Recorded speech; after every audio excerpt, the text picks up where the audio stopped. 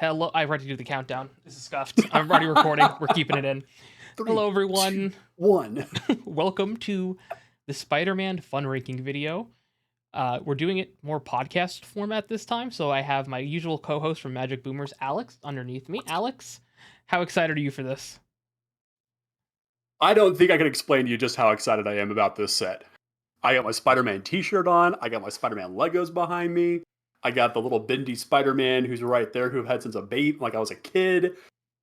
I freaking love Spider-Man. I don't like this as a Magic thing, but as a Spider-Man thing, it's Morbin time. What do you want me to say? I don't know what to say. I'm so excited. That's awesome. So glad. Yeah, I don't know Spider-Man like really. Like I know the movies, but I'm not a huge. Why is this a little off center? Hold on. We just gotta fix that. There we go. That's a little bit better. I don't know Spider-Man all that well, so I'm excited to see like what your thoughts are on the flavor. I always look at these UB sets from like a very much just card design and like do I like Yeah. what the card does. Final Fantasy I didn't really know, but the set felt like Magic. So I'm curious to see like how Spider-Man now that we look at kind of all the cards and see how it does. If you're new to the fun ranking, so there are 5 tiers. We have wanna build, which are commanders that I either want to build for the channel or I want to build on paper. Fun, it's just like what I enjoy playing against. I don't enjoy stacks and discard in a casual format. I think Alex, you agree with me on that one. 100%. If it's brought up, I will play against it. Like if it's, hey, this is what I'm doing, fine. Like I will jam it all day. But I don't. That's not like what I play Commander for. Fun in the 99. Oh, I gotta switch those tiers. Could be fun should be on top. Could be fun are commanders that are, if you build them optimally, are probably more CDH or like much higher power than what I'm looking to do. Again, in Commander, fun in the 99 are cards that are better suited for the 99 of decks instead of being at the helm. And then not fun are cards like Turgid, where no matter what environment they're in, you're just like, it's kind of a groan test. You're like, I just don't want to play against it. Yeah. Also, if you disagree with me, let me know in the comments. If I think a commander you think is fun is not fun, it doesn't mean I think you're a stupid Magic player, or it's just not what I enjoy doing. So there's the disclaimer at the start. Feel free to agree or disagree with us as we move through this. Now, do we want to talk about the flavor piece of this really quick too? Yeah, sure. So hit him. All right. So when Ben asked me to jump on this video, I was really excited because I've been wanting to do one of the fun ranking videos for a while now. I asked if we could talk about the flavor of the cards because obviously design of a Magic card is one thing, but when you bring in an existing intellectual property, I think that flavor is really important. So if you are a fan of the Warhammer or the Doctor Who or Final Fantasy or Lord of the Rings, it's a question of how well does this card represent the character that's actually on it. So I spent the last 3 days really diving into the cards and the flavor, and I got to like turn on my ADHD brain where I just absorb Wikipedia articles, which is probably one of my favorite pastimes. It's so fun. And a lot of these were pretty simple to parse out, but some of these are like the deepest cuts of Spider-Man characters that I would be impressed if even the most seasoned fans know who they are. So there are some cards that look really boring on the surface, but then when you read about their backstory and their abilities and whatnot, the card becomes incredibly cool. So I have a tier ranking of my own, much like the fun ranking. I have the flavor ranking. At the top of the flavor ranking, there are 3 tiers. The top of the flavor ranking is Michelin's star, the best of the best. The second tier, still good, but not great, but not bad, Chinese takeout. Okay. Because it's always going to be good. Sometimes it might be lukewarm. Sometimes it might be fresh. And in some cases, it's a week old, but we'll get to those cards. And then the bottom tier, the ones that I think truly do not represent the character at all, I'm calling those gas station sushi flavor. Okay. Listen, listen. That's a good ranking. All right, I like that. Also 2 quick things. One, hopefully Alex's mic stops cutting out because he had it Yes. in the wrong direction, so it's now directly in front of him, which hopefully will help. If it doesn't, we're buying him a new mic, and if you want to support that fund, sign up to a YouTube channel member. All that money will go directly to getting Alex a new microphone. And we're also not talking about any of the common or uncommon commanders. A lot of them, all the common ones are boring and like meant for limited. And Most of them are actually really well designed. they are, but not as commanders, which is what we're talking about, right? Okay. So, That and takes out like 10 cards of my list. It's so sad. listen, I'm so sorry. And then we're not going to really be covering a lot of the uncommon ones, maybe after we go through these. Again, it's kind of for the same reason. Most of them are more limited focused, even if their flavor is good. There are like, I think 4 or 5 uncommons maybe I consider talking about, but we'll maybe wherever we get to at the end, um, we'll do Cool. that. So, All right. and it's for both for the main set and then the welcome decks and like the Spider-Man Eternal or whatever. Yeah. So no reprints. So if you're ready, Alex, I'm ready. So first up, and we're going in alphabetical order, not Wooburg order. Sue me. Oh, there my flew off too. All That's right. all right. So first up, we have Agent Venom. So it's a 3-mana 2/3. Most of these things are either symbiotes or spiders or villains or heroes. So I'm not going to go through all the creature types. 3-mana 2/3 with Flash Menace. Whenever another non-token creature you control dies, you draw a card and lose a life. Gut Reaction seems like a good mono black sacrifice commander. Yep. Like it seems like a solidly fun card, I think. So I'd probably put it just in the fun tier. Yeah, I completely agree. This is a fun card. I wouldn't say that this is like a stellar commander that I want to build around. But yeah, I would absolutely say that this is a very fun card to play in Commander. But maybe in the 99 if you're playing like an Aristocrats deck, but this is a fun commander for sure. Or Yeah. fun legend, I should say. And notably, the heroes and stuff aren't humans all the time, which is really good in like Mikaeus, in Mono Black Mikaeus, because he cares about non-humans, which is kind of funny that you can sacrifice your Agent Venom to bring him back in in that style of deck. Which is a bit of a non-starter because he very much is human underneath the symbiote. But yeah, like, and I think this card is incredibly flavorful too. So if you don't know, this is actually Flash Thompson, one of Peter's kind of like bullies from his high school college days. He gets the Venom symbiote, the same one that Eddie Brock wears, after he goes to Iraq and actually is a soldier. Tries to save another soldier's life. That ends up going poorly. He loses his legs. And this is kind of his reward that he gets when he comes back. He gets to become Agent Venom. And the fact that he has Flash and his name is Flash, it's just Michelin stars all up and down. Like I love the design of this. It's so cool. Very fun, very well designed, very on flavor. Awesome. Well, good. I'm glad it's a flavorful commander. So next up, we have Anti-venom, Horrifying Healer. So it's 5 white pips for a 5/5. When it enters, if he was cast, return target creature card from your graveyard to the battlefield. If damage would be dealt to him, prevent that damage and put that many +1/+1 counters on him. This, I kind of want to build this. I think this could be this isn't a want to build for me. Like definitely. I'm with you there too. Like it's such a unique kind of a build. I mean, we've seen cards like this before. Yeah. But it's mono white reanimation, which is I mean, there's older cards that do this, but on a creature, this is cool. Yep, and notably, it has to be cast, so it's not as like abusable, which I think is actually a good thing, right? You're when you're building the deck, you're not going to just take your usual blink package of cards like Ephemerate, not Ghostly Flicker, mono white, Ephemerate, Cloud Shift, Eerie Interlude, all of those spells. You have to kind of work for this a little bit, but the payoff is huge, and also this thing is just tanks damage. Yeah, and that's actually kind of really part of the great flavor of this card. This is another Michelin star card for me. That's Eddie Brock inside the symbiote here. This is a quote unquote healed version of the symbiote without getting into too much of the comic lore here. So the fact that he is literally reviving other characters or creatures and healing himself through the damage prevention. Chef's kiss, whatever you want to call it. Michelin stars on this one as well. Yeah. Also, this goes hard with Agatha's Soul Cauldron, like a walking ballista. Like if you have any way of getting additional counters, or because you can just ping itself with a counter on it, and then you put a counter on it, and you have to remove the counter. So you need like something else. But Agatha's Soul Cauldron with this goes hard. Some kind of mono white. And I almost wonder if you don't even really need to build around the reanimation ability of it. If you can just like abuse the +1/+1 counters, and the cast trigger is more of just kind of icing on the cake at that point. Yeah, it's a cool card. I'm excited for this in Canlander too, but that's another discussion.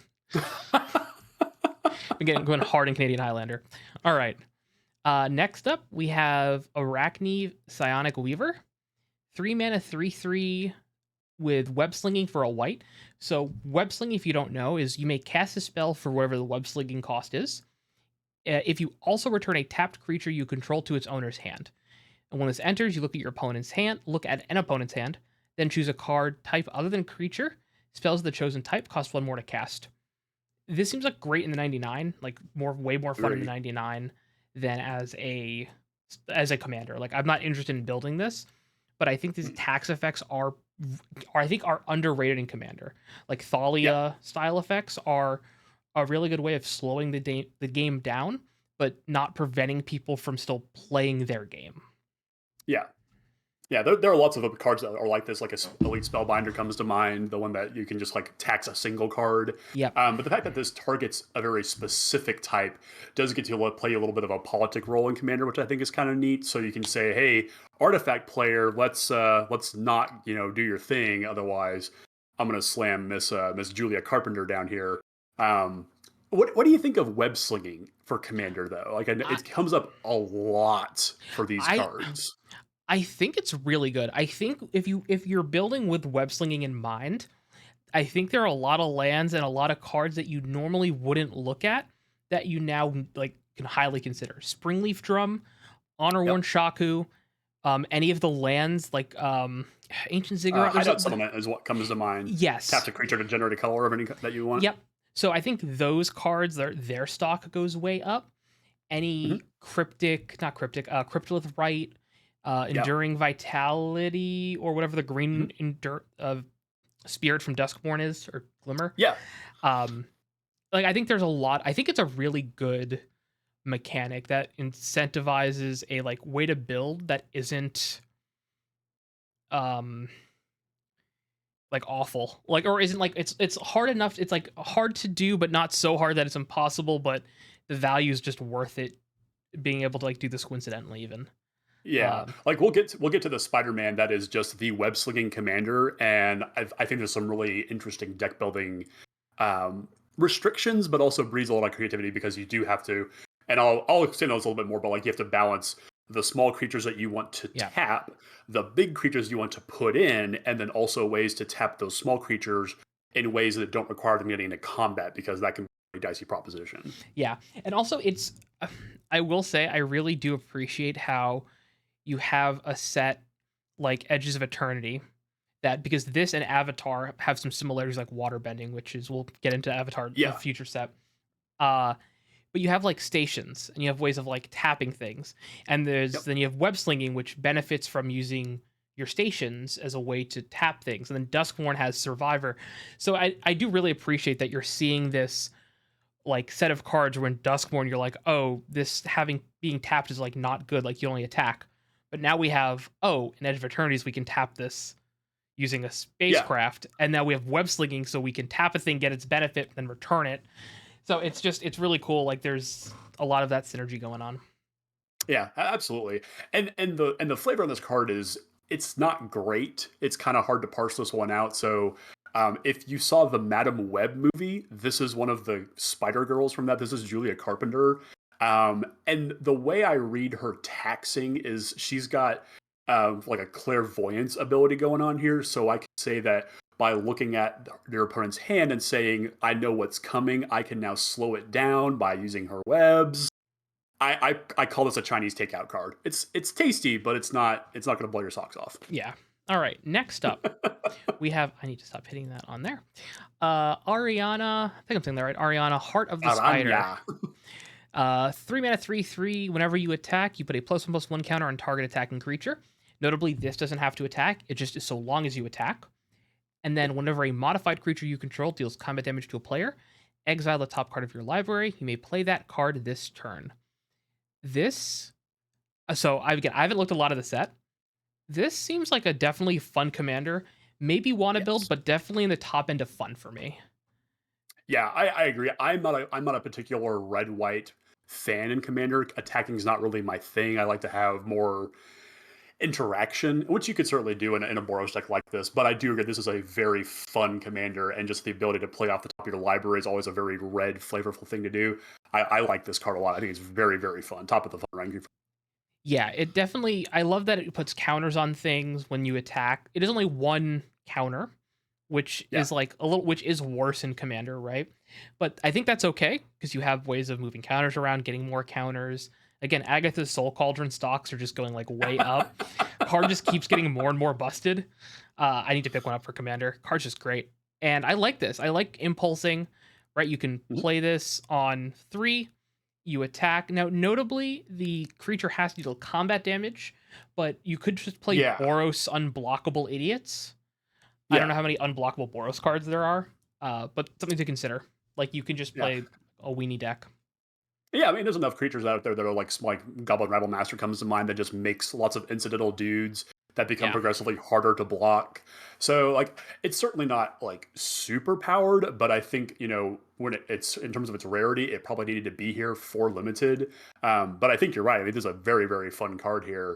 yeah. Um, and this is one that I had to do research on. I do not know anything about Araña here. So from a flavor perspective, so do you see that her arm, the bluish kind of armor on it? Yep. So that's she makes an exoskeleton. That's kind of her power in addition to her other spider abilities. And so the way I read the exoskeleton making her stronger is a +1/+1 counter. And then she Okay. also possesses something called the spirit of the hunter. Don't ask, which can put her into this like temporary berserk state. So the way that I read the exiling of the card of that impulsing was her getting a temporary power up, and if you can only cast the card for just that turn, it's similar to the berserk state only lasting a little bit of time. I might be reading too deeply into that, but I gave this one another Michelin star. This card's so cool in the design. It. Yeah, that's sick. Also, notably, it's it is whenever you deal combat damage and a modified creature. So you could also build this Yeah, as a Boros Go Wide equipment deck. And if you give things double yeah, strike, you get to impulse multiple cards. Um, we are moving along here. This card seems yeah, sick. yeah. All right. Next up, we have Black Cat Cunning Thief.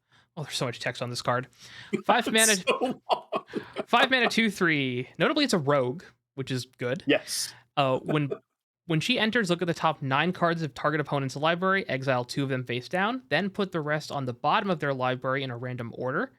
You may play the exiled cards for as long as they remain exiled. Mana of any type can be spent to cast them. I think this is a fun in the 99. I I like theft decks. I want more colors than mono black because you have cards like Yeah. Gonti already that kind of do something. I mean, this is looking at 9, so you're like dig through timing your opponent basically. Yeah. But I would rather have more colors with this to either have ways of blinking it or reanimating it and just getting a little bit more value from it than just having it as a commander. So I think fun in the 99. I don't know if you disagree, if you think it should be like could be fun or fun. Yeah, I definitely I put this as fun. I don't think this is Okay. something that I would like to build. Well, I'm gonna amend that. I'm gonna say that I would actually like to build this because it does give you a very restrictive color identity. So you do lose out on like the evasive blue spells. But I think the ways that you can give black creatures intimidate and menace, so you can kind of suit up the black cat here and then use that ability to just start like stealing from your opponent's library, which is super on theme for a cat burglar. Well, the issue is it's only on enters, Oh, I mean that's fair too. Yeah, right? I But thought it you was. Oh, it is now only just on on enters, enters. yeah. Oh, it's so But annoying. I misread this one. but you could do like feign death effects. You could do those 1 mana black instants that like when a creature dies, bring it back. Yeah, that's a I'll good put change this. right there. Yeah, I'll split the difference. I'll put this in the top end of fun. I'll say like yeah. if you want it and want to build, actually I'll put it in want to build. You've convinced me. I think this could actually be an interesting commander to try to see like what we can do with it. Yeah, and the nice thing is that when you cast the spells, they will like if it's an instant spell, it'll go back to the controller's graveyard at Yeah. that point. It's not like the card is gone forever, unlike something like Gonti in that case, where you actually go. Well, I guess Gonti has a kind of does the same thing. But like I know theft effects can be kind of feel bad, which is probably why this thing is not on damage and just entry. So Yeah. you're not doing it as often. But I still think it's a really cool kind of build around commanders. You have to you have to jump through some hoops, and steals things. It's cat burglar, and cats have 9 lives. I don't know how you design a Yeah. better card right here. Felicia Hardy is another Michelin star There. design for me. Yeah. Card does seem sweet. I'm thinking about it now too. Because it says play, so you can take lands. So if you have ways of cheating Yeah, your own lands into play with like Walking Atlas, you can get multiple land drops in black, which is neat and kind of cute. yeah, that's a thing. Um, Yeah, so all right, next card, definitely in the wanna build tier. I think Anti-venom though right now is like top of my like wanna build yeah, tier. 100%. I Yeah, just I see triple white and I'm just like I'm in. Like let's figure this out. triple white. That's quintuple white right there. I'm sorry, quintuple. It's 5 white, not triple Yeah, white. So much white. yeah. There is no light ritual for this. You're doing this the hard way. You're getting a nick though, so you're paying 5 white. All right, next up we have Carnage Crimson Chaos. It's a 5 mana 4/3, has trample. When it enters, return target creature card with mana value 3 or less from your graveyard to the battlefield. It gains this creature attacks each combat if able, and when this creature deals combat damage to a player, sacrifice it. Notably, this is Mayhem for a red and a black. So Mayhem is a fixed madness where you discard it, and then later that turn, still with timing restrictions, you can then cast it for its Mayhem cost. So Yeah, fixed this, madness is a funny way to describe that. yeah, because madness is busted. Um, Yeah. it's one of those mechanics where you're like, is it? And then you play with it, you're like, yeah, it is. So, some cards certainly are, yeah, but the fact that you can just constantly cast them from the graveyard is for it. I think it's a little bit better than madness in my opinion. I mean, to Yeah. combine both, probably crazy, but I Well, like just I don't know, on its face, it's a very good mechanic. you're a modern player. This is actually stronger against 3 fairy because 3 fairy stops madness cards. This still follows timing restrictions, I guess that's a thing. I mean, most of right? the mayhem cards are creatures, so yeah.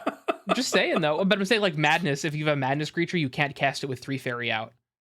That's true, yeah. So it's I a guess if buff. somebody plays this against me in modern, I will say, okay, that's really cute. Lightning bolts. Yeah.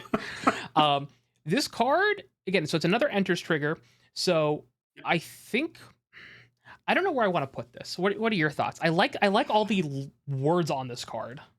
Yeah, it definitely screams. I'm inclined to say 99, but when you read it, it definitely wants to have other cheap cards going with it. So I'm thinking about things like Grave Crawler that are just good synergistically out of the graveyard, or other 2 mana or 3 mana or less cards.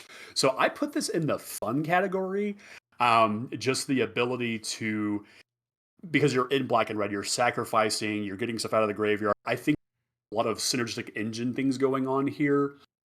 It's not an overwhelmingly powerful card, thankfully, because to be able to bring back like multiple creatures in a single turn is a lot of hoops to jump through. Um, but yeah, I put this definitely at the in the fun tier. I think I'm gonna put this in could be fun. So my only issue is you're in Rakdos, so it's a little bit harder to get it back to your hand.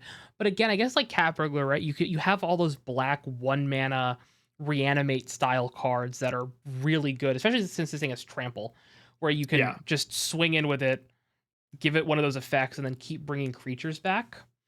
yeah, So there's like an argument. Hmm. yeah. I mean, it's Oh, just from my it's own play hard. style, I would put this in the could be, but I can definitely see some players out there who are really into like that Rakdos sacrifice kind of Sure. mentality. Like this just seems like totally up their alley, and like and from a flavor perspective too. I mean, it's just spot on there with just all the. I mean, literally Crimson Chaos. Like Carnage is a nutso character here. And like if you look at the card art, you have like those pointy tentacle things. I'm reading those as the creatures that Carnage is reanimating, and he can also launch parts of the symbiote off of him. So I'm imagining that those creatures are the ones that are launching off, dealing their damage, and then they kind of just sacrifice at the end of it, because when he launches parts of the symbiote off of them, they disintegrate after they hit things. So they're kind of being sacrificed here. So I don't know how else you design like crazy symbiotes like this, but I think this is Yeah. And so I gave it another Michelin star because I'm a sucker for this kind of stuff. I mean, this art goes hard. I love this art. Like It this, absolutely does. this feels Rakdos. Like even if you took the Spider-Man lore out of it, like looking at it, you're like, this feels very good. Like I don't know how else to explain it. I'm gonna put it in could be fun. I think though. Yeah, like whatever. I haven't seen all of the universes within art yet, but whatever this is going to be metal as heck. I don't know how you improve on this because honestly, it's such a classic and clean design. I think a lot of the are just very classical and very clean designs, but like just Carnage is just metal. All right. And and also if you didn't know, universes beyond cards on Arena and MTGO are different, and that sucks. And we're not going over all of them because it's too many. And we play Commander, which is played online or played in paper mostly. Played in paper, yeah. Also, I will proxy all of those cards. I will proxy all of those universes within cards just to piss somebody off. I'll do it just because I don't want to deal with Spider-Man. All right, next up, we have Cosmic Spider-Man. Okay, this is a controversial one. So it's Wooburg. It's white, blue, black, red, green. For a 5/5, it has flying, first strike, trample, lifelink, haste. And at the beginning of combat on your turn, other spiders you control gain flying, first strike, trample, lifelink, and haste until end of turn. This card is so much worse than when I first read it because I thought they always had those abilities. I don't want to say not fun because obviously it's not. I don't know where to put this. It's not fun for me. I think this is incredibly lazy design. You know what? It's gonna be a hot take. We're gonna throw this in not fun. You know what? We're gonna do it. We're gonna piss somebody off. Yeah, this commanders like this, like the obligatory like Wooburg commander of a set can be good. I think Mariana from Duskmourn, like with the doors. Yeah, I think that, while a little ham-fisted, lore-wise fits. It's a cool commander. It's a fun, if you get it in draft, you could try to build around it. Probably don't. But this, though, is... The other issue I have with this is it feels so parasitic. Where it's like you need... It's only spiders. And you don't have... Most spiders are Golgari before like the Spider-Man set. So this just feels like, I'm going to take every Spider-Man card I open that I like and throw it in a deck. And if you want to do that, that's fine. Like, I will play against you. But this is not a thing that I look at and it doesn't inspire me to build 5-color spiders. I look at it, and this could be really good in, like, a Changeling deck. Like, I could see this doing work there. Absolutely. But I mean... It just like, I think you hit it on the head there, where it's just going to be how many different cards are there from my Cosmic deck to your Cosmic deck to Chris's Cosmic deck. I mean, everybody's going to have basically the exact same 99. And I think that speaks to the greater problem that Commander has itself, where everything just does become very sort of the same. But yeah, I just put this down as, this is not fun for me. And even from a flavor perspective, I think this is a total fail. So Cosmic Spider-Man is the avatar of Captain Universe, the Enigma Force, which we will not get into right now. He is invulnerable. He can manipulate cosmic energy, fly and phase through solid objects, and he can fire planet destroying energy blasts, and a million other things. It's literally one of those, whatever the writer wants him to do, he can do. And I don't know how you interpret that on a Magic card. So if trample is your best solution, I don't think you've done a very good job. Like, this is gas station sushi. It is boring and uninspired. You know what they could have done that I think actually would have been more interesting? Remember Garth One-Eyed from one of the Modern Horizons set? Yes, where you tap it and different. Yep. So you cast like Lotus, Lightning Bolt, or Lotus, Shivan, Dragon, Disenchant, Terror, and Brain Geyser. Yeah. That would be, they could have done something with this where it's like your spiders have, or do this and your spider and you get this, right? Like there are activate the abilities or something. Yeah, like I think there's so much, even if it's a Panharmonicon for spiders is still pretty boring, but having, I think, different ways of tapping it to activate it. And then you have like web slinging, so you could tap it as a way to enable web slinging, which would go well with other cards in the set. Like there are so many avenues that you could do that isn't just keyword soup. And on top of that, it's only during combat on your turn. Yes. And they don't give indestructible. Which, like, if you're gonna do it, just do it. Like, just do it. just go for all it. in on just, it. Yeah. Yeah, just commit to the bit, right? Like, you're gonna build this board, just like make it busted. Yeah, exactly. Yeah. And this just feels like the worst of both. Like, it's not that powerful, and it's not that interesting, and it's a list of flavor fail. Yeah, I think you're right. When you make a 5 like this, the only option is to absolutely swing for the fences, and this feels like a very poor bunt. Yeah. Maybe I'll do baseball analogies for the next set. And unlike like Niv Mizzets we've seen where he commonly cares about the guild, so it's like some guild mechanic. But again, this is just spiders. And maybe, again, it's just, I know, it is super lazy design, and that sucks it being like the 5-color mythic of the set. Yeah. Where I think, I don't know, we'll get into when we get to it, but all right. So next up we have Doc Ock, Evil Inventor. So it's a 7-mana 8/8 at the beginning of combat on your turn. Target non-creature artifact you control becomes an 8/8 robot villain artifact creature in addition to its other types. So notably, so this is from the Spider-Man Eternals, which is not standard legal. This is in the it's like the scene box or something. Yeah, which I just told my coworker about, and she's getting hopefully for her son for Christmas. Hopefully, her son doesn't know who I am. She's not gonna watch this. So because he loves Spider-Man, I found out. And I said, get this, because even if you don't play Spider-Man, it comes with an easel too, which is really cool. So you can display it. Doc Ock, I actually think is fun. Yeah, very fun. My issue is that 7 mana in Dimir is a lot, but you're building artifacts. I mean, you don't have Academy like you do in Canlander, which I've been playing artifacts in Canadian and Highlander, so I'm used to having Academy on like turn 2. All right, I'm starting to get a Canlander count now. You're up to 2. Listen. It's like a swear jar. I think 7 mana is a lot for this, and that like knocks it down a little bit for me. But that ability is powerful, and I'm glad it's beginning of combat, not upkeep or not end step. Yeah, and the fact that they stay 8/8s is pretty cool as well. My only gripe with this card is that it costs 7 mana. Should have cost 8. It's the Gristlebrand issue. It's the Gristlebrand issue again. Yeah, 100%. Yeah, it is. I didn't even catch that. Oh, that's awful. Yeah, but like, jam your deck full of, cheap accelerants. So you have your signets. I mean, you're going to have your soul rings, you have signets, your talismans, all the ways you can accelerate into this on probably, turn 5 if you wanted to. I mean, even you could run this thing out. Maybe play some of the artifact lands. It's just kind of Doc Ock's thing. He makes, his little octobots. They're not 8/8s typically, but that's huge. But this card is super sweet. It's I think it's a ton of fun.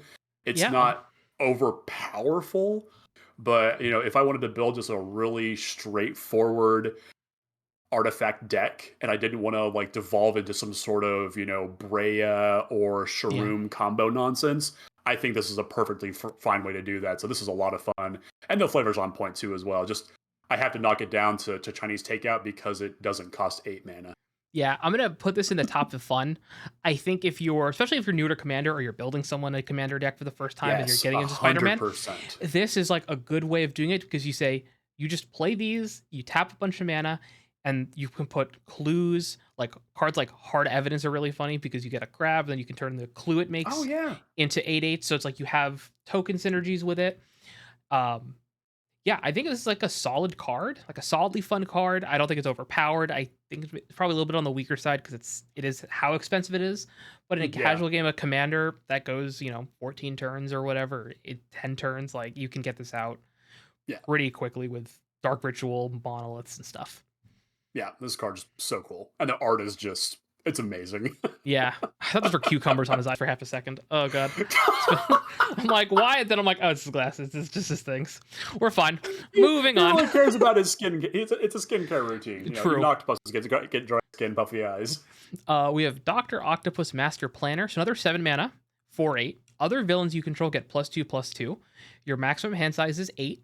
And at the beginning of your end step, if you have fewer than 8 cards in your hand, draw cards equal to the difference. Okay, so again, I wish this cost 8. Balancing reasons is probably why I'm sure they tried that and they were like, oh, this kind of sucks. Um, Probably, yeah. 4-8 is also kind of funny, a funny stat line of like, Yeah. but again, it's if it was an 8 mana 8/8, it might be a little too good. A 7 mana 4/8 is probably a little bit more balanced. Yeah. It's so I mentioned this in our little group chat. I'm really upset that villains aren't included in outlaws, and there's also nothing that cares about crimes in this set. That's just a total tangent. But there's no Yeah. crime committed in the villain set, and Like, villains aren't outlaws. But yeah. Well, here's a fun bit of actually a trivia question for you here, Ben. How many villains are there in Magic? in Magic, oh Yeah. god, has stuff been errated? No, it has not. I'm gonna say okay. So we have Doctor Who. I think had villain. I think there's also some from the I'll give unset. you like I'll give you over under within Um, 5. Let's go that one. I'm gonna say like is 40. Oh, the answer is 63. Oh, a little bit more than I was expecting. Okay. So, funnily enough, 58 of them are in this set. Oh Jesus. The Okay. other, where do you know where the other ones came from? Yes. There's some unsets. Yes, the rest are all unsanctioned. Is it just all unsanctioned? I thought Doctor Who had All of them. villainous choice is what I'm thinking of. Yeah, yeah. But I was genuinely curious when I was looking at this, and I thought, how many actions of Magic? And it's such a small number, and I assumed they were only in this set. So I was really surprised when I did see unsanctioned cards as part of that. Yeah, just fun Yeah. trivia for you. You know, your next Magic trivia night. 63. As a commander, how fun do we think this is? Like, it's a villain. It's if you want to build villains, cool. If you want to put it in your other dock, I think the other dock is more interesting than this one. This one is powerful. Like drawing up to 8 cards is good. Having a maximum Yeah. hand size of 8's good. The Lord effect, I wish it gave ward or a little bit something else. Like you're spending 7 mana to get this effect. So Yeah. I wish there was like a little bit more juice. Yeah, that's fair. I mean, I definitely put this one. This one is very fun for me. I put the same tier, Evil Inventor Doc Evil Ock. Inventor. Okay. Yeah. I put don't mind that it doesn't give the other villains anything else. Just because, like, that's a pretty significant buff right there. Sure. And if you're just playing like blue black, here are the villain cards that I've got. You know, I do. It's kind of like a, not, I don't want to call it baby's first commander deck, but it is sort of a very simplistic commander deck, which definitely helps it be a little bit more fun and less grindy and sweaty. So just making a big board, drawing a bunch of cards, it just works here. And like, it's the buff makes perfect sense. He is the founder of the Sinister Six, and your hand side, it has to be 8. I think that just is a prerequisite for a card like this. It's kind of a shame that it didn't do it on both of them, but then 2 samey. This is another one started for me. I think this card's very cool. Nice. Yeah, I'm gonna put it below the Boros Ariana. I'm not gonna say it right. Araña. Araña. Oh, listen, I'll get there. I'm so bad with names. Araña. I'm gonna put it below Araña, but above Agent Venom. All right, that's my new head casting though. My new head canon is getting Ariana Grande Yeah, true. in a Spider-Man movie. All right. Next up, we have Eddie Brock. So we have a. Oh, did you give your flavor ranking on Doc Ock, or did I miss that? Oh yeah, Michelin stars. Yeah, card is cool. very well designed. Yeah. I zoned out for half a second. My bad. All right, we have Eddie Brock. 3 mana, 3/3. When Eddie Brock enters, return up to 1 creature card with mana value 1 or less from your graveyard to the battlefield. I like that restriction because it's interesting. And then the backside is Venom Lethal Predator. So this is a 6 mana 5/5 with Menace, Trample, and Haste. When it attacks, you may sacrifice another creature. If you do, draw X cards. Then you may put a permanent card with mana value X or less from your hand onto the battlefield, where X is the sacrificed creature's mana value. So some quick things to note. First, these are the first MDFCs that we can cast on either side, and they also transform for their mana cost. Yes. Normally, MDFCs, you either play one side or the other, or you play it and transform it, or it's a land or a spell. Yep. So these are like the first time we've done that, the first time we've seen this. As a Jund commander, this is I think fun. It's almost wanna build for me. It's like it's so close to wanna build. Yeah, I put this as could be fun. When I think Jund commanders, I think my boy Corvold. Like Oh he will god. always be the end all be all, sacrifice value commander. And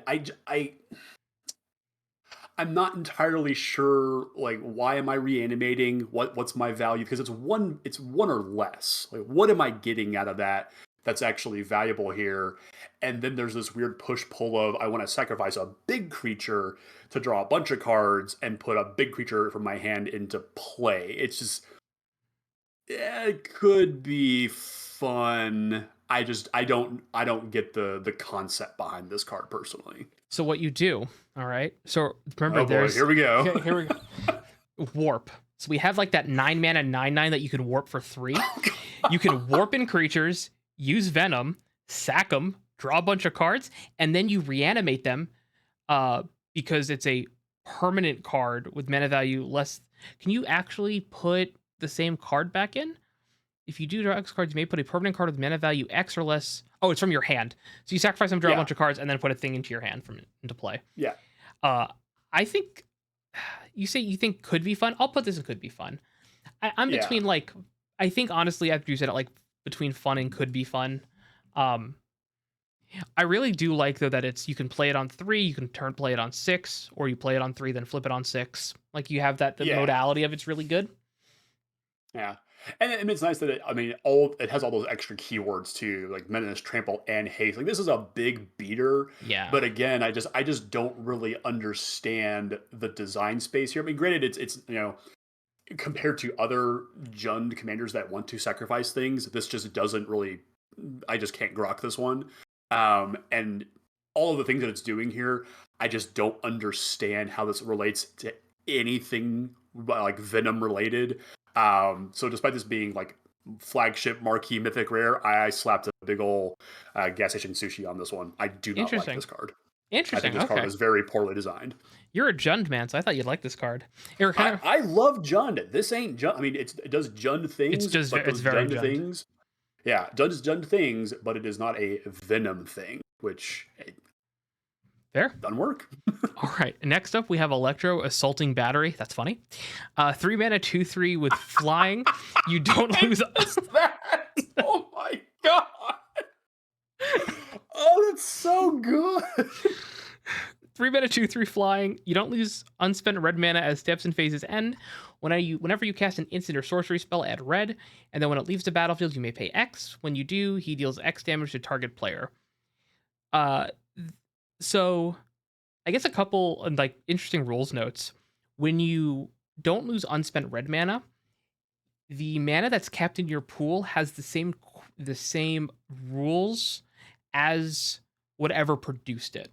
So if you have a thing that says you can only spend this mana on creatures or artifacts, it keeps that rules floating in your Addition to it, pool. yeah. Yeah. Something to keep in mind that I don't think a lot of players know, but maybe a lot of players do at this point. Same thing with like Crewfix and stuff. Whenever you cast an instant, okay, so this is like Bergie from Kaldheim. Yeah, yeah. It's Um, like supercharged Bergie though. yeah, and I'm selling mine, thank God. I remember that thing was like $30. I was like, oh, I don't use this. Holy cow. Yeah, this card. So I like that when it leaves, you can deal damage to a player, but you just like dump the red mana that's been left in here Oh and yeah, just like yeah. bop somebody. Yeah. And I also like that it's player and not like a creature, so it has to go face. Yeah. So where do Um, you this is a want to build for me. This is a very cool kind of I'll put him in wanna storm build. not yeah, storm not Wanna build. storm is how I look at this card. Now, I mean, if you put a grafted exoskeleton on this thing and it dies, does it remember it had infect because of the last known information? Because it says I would need to he deals the damage, which means he would see that he has infect potentially. Because when he I'm gonna leaves say the maybe on that one. let me know in the comments. I listen, don't do that, but you could. You sure could. Or cards that like copy abilities like illusionist bracers, or like like that you can copy triggered abilities. I don't think it's illusionist bracers. That might be activated. I might be Yeah, that's thinking exactly where I go with this one. So all of a sudden I can fork, and just, 40 to you, 40 to you. This you can probably put this together with what's the Death Star from Kaladesh, pay 50 life and zap somebody for 50. Aether I'm Flux blanking on. Reservoir. Yeah, like both of those, like the flavor of those two together is perfect. Yeah, just Like building up. this is just Yeah. like Electro's power plant. I want to build this because it just seems like a bunch of dumb fun, impulse draws, the red ritual, and Yeah. just try and go as high as you can, and then just start just zapping people. And just it's such a clean design. It's a Michelin star for me as well. Love the. Another idea for this deck, I would have to look at how many spells have like Cascade or Discover in red, like our instants or sorceries, but building like a Cascade Discover deck, because you're cheating on the mana cost. And if you have enough Oh, Cascade sure. instants and sorceries and Discover instants and sorceries where you can like cast one and then like flip into multiple, then your one spell kind of acts as a ritual. Yeah. So that's something also you can keep in mind. You'd have to look. I don't know how many offhand. Within, but instead I of just think how many building rituals can I name in the next 30 seconds? Pyretic. Nice, good Shoot. job. Next, next card. Good job. All right, That's the only modern ones you need to know is Pyretic. Pyretic and Seething Song. There we go. They yep. banned that one though. Mana Geyser. All right, next up we There we go. have Ghost Spider, Gwen, Stacy. So this is from the Welcome decks. I think all the Welcome decks have these mythics. I'm pretty sure. They do, yeah. It's a mythic and then a rare that is somehow tied to the character. Yeah. Each one has they're all monocolored. So I don't expect these to be super powerful, but they should be easy to get from Welcome decks. But let's read it. 5 mana, 4/4 menace. Whenever she attacks, she deals X damage to defending player, where X is the number of attacking creatures. I lied. I like this card. So this kind of reminds me of Arabelle from Duskmourn. Like it's the 2 mana doll that whenever it attacks, so it kind of reminds me of that. This doesn't gain you life, and it's defending player. So, but that makes sense because it's a welcome deck. But I really do like this. I love when decks incentivize combat. I'm using my want to build. Oops, that's the background I just moved. I need to move these on. I tried to move the card on the OBS overlay. I'm gonna put this in wanna build, I think. Really? Okay. Yeah. So see, I mean, it's a very simple, it's a very straightforward commander. If you just want to build something casual, but I want to put this into the 99 with Wood and have this pop out. Whenever she's attacked, so she comes in tapped and attacking, so you don't get the trigger there. So that's kind of a nombo. So it's not that great actually. Could be good in human. I mean, she notably this is a human, so it's just good in like the Lord of the Rings human decks. This seems like a stone cold killer. Wow. Hi Aragorn, I'm Gwen Stacy. How's it going? I've thought about building like, all right, let's build only Universes Beyond deck with like no Soul Ring, like only cards printed in UB. It's something I'm thinking about doing for the channel. The Chaos Marines show up. Here comes Optimus Prime. God, what is Magic anymore? So notably, she's the one who deals damage. So, in fact, if you want to be a horrible person, but Lifelink is really good with her because you gain the life. Death Touch, unfortunately, it's just a player, so it doesn't really matter, and so it'd mostly be Lifelink or Infect. I'm gonna put her in wanna build, I think. That's fair. Yeah, I think she fits better than 99. There's another red legendary that I'm trying to think blank on that really reminds me of this card. I can't think of it. I mean, she's cool. She's all right. I mean, it'll come back to you. Flavor isn't great. Yeah, it'll come back to me. Like I'm picturing it, and I can't quite describe what it looks like. It's like a half-remembered dream, but yeah, I like Gwen here. She's like a 90 fun in the 99, and she's got some decent flavor, so we'll call it warm Chinese takeout. Warm Chinese takeout. All right. Next up, we got Green Goblin Nemesis. So we have a 4/4 a 4 mana 3/3. It has flying. Whenever you discard a non-land card, put a +1/+1 counter on target goblin you control, and whenever you discard a land card, you create a tapped treasure. So this is a bone miser that cares about goblins, Yes. kind of. It's obviously worse, but it's better because it can be your commander. Ew, I mean, yeah, if that makes it better, I'm not entirely sure. I think you can build Rakdos goblins with this. And then you have, again, Agatha Soul Cauldron, like I keep mentioning. I see like an Agatha Soul Cauldron like counter of just like, man, this card keeps getting so much better. So when Ben builds a commander deck, it is literally the commander, Agatha Soul Cauldron, and 98 other cards. Soul Ring, Arcane Signet, Soul Cauldron, Walking Ballista. All right, we're there. No, what do you think of this card? I think this is like pretty slick. It's like very simple, obviously. Yeah. It's not wanna build for me, like, but I definitely could see this either could be fun or fun in 99 of like a discard deck. But I could definitely see this being a fun deck. Yeah, I put this as fun for the simple fact that this is not a self-feeding commander. Like Sure. that it doesn't actually have it doesn't have a discard outlet attached to it, which I think or it doesn't have the thing that feeds itself, which is what I think a lot of modern commander design really falls on, is that it has the thing it's looking for. It just generates that thing, so there's no extra hoop to jump through. So you're Sure. incentivized to build something that has a lot of discard out. The goblin thing is kind of strange. I think I'm more worried about putting them on itself. And then making treasures is it's perfectly cool here. So I think it's fun. I don't necessarily think the flavor comes through here really well. One thing I actually really thought was strange was all of the cards from this scene box. None of them have a keyword from the proper set. There's no web slinging, there's no mayhem. They're just kind of basic core set level design cards. There's something too crazy about them, which I thought was really kind of interesting to not include, my marquee mechanic on a card that is going to be, in this very cool frame and this very cool treatment. I just didn't quite understand why they didn't take the step to go make this have mayhem somehow, or give cards that you discard have mayhem. I just don't know what to do it. Yeah, I wonder if that's just because it's for new players. Like, I think Spider-Man is like the quote unquote core set of the year. Like, I think it's falling into that Sure. slot-ish. So Timeline wise, yeah. These might be in welcome decks. Actually, I don't know if these are only in the gallery or these are also in welcome decks. No, they can't. They're two colors. I think they are just in this frame thing. So if the goal is to get people into it, these are very simple cards. Again, like the Doc Oct we saw.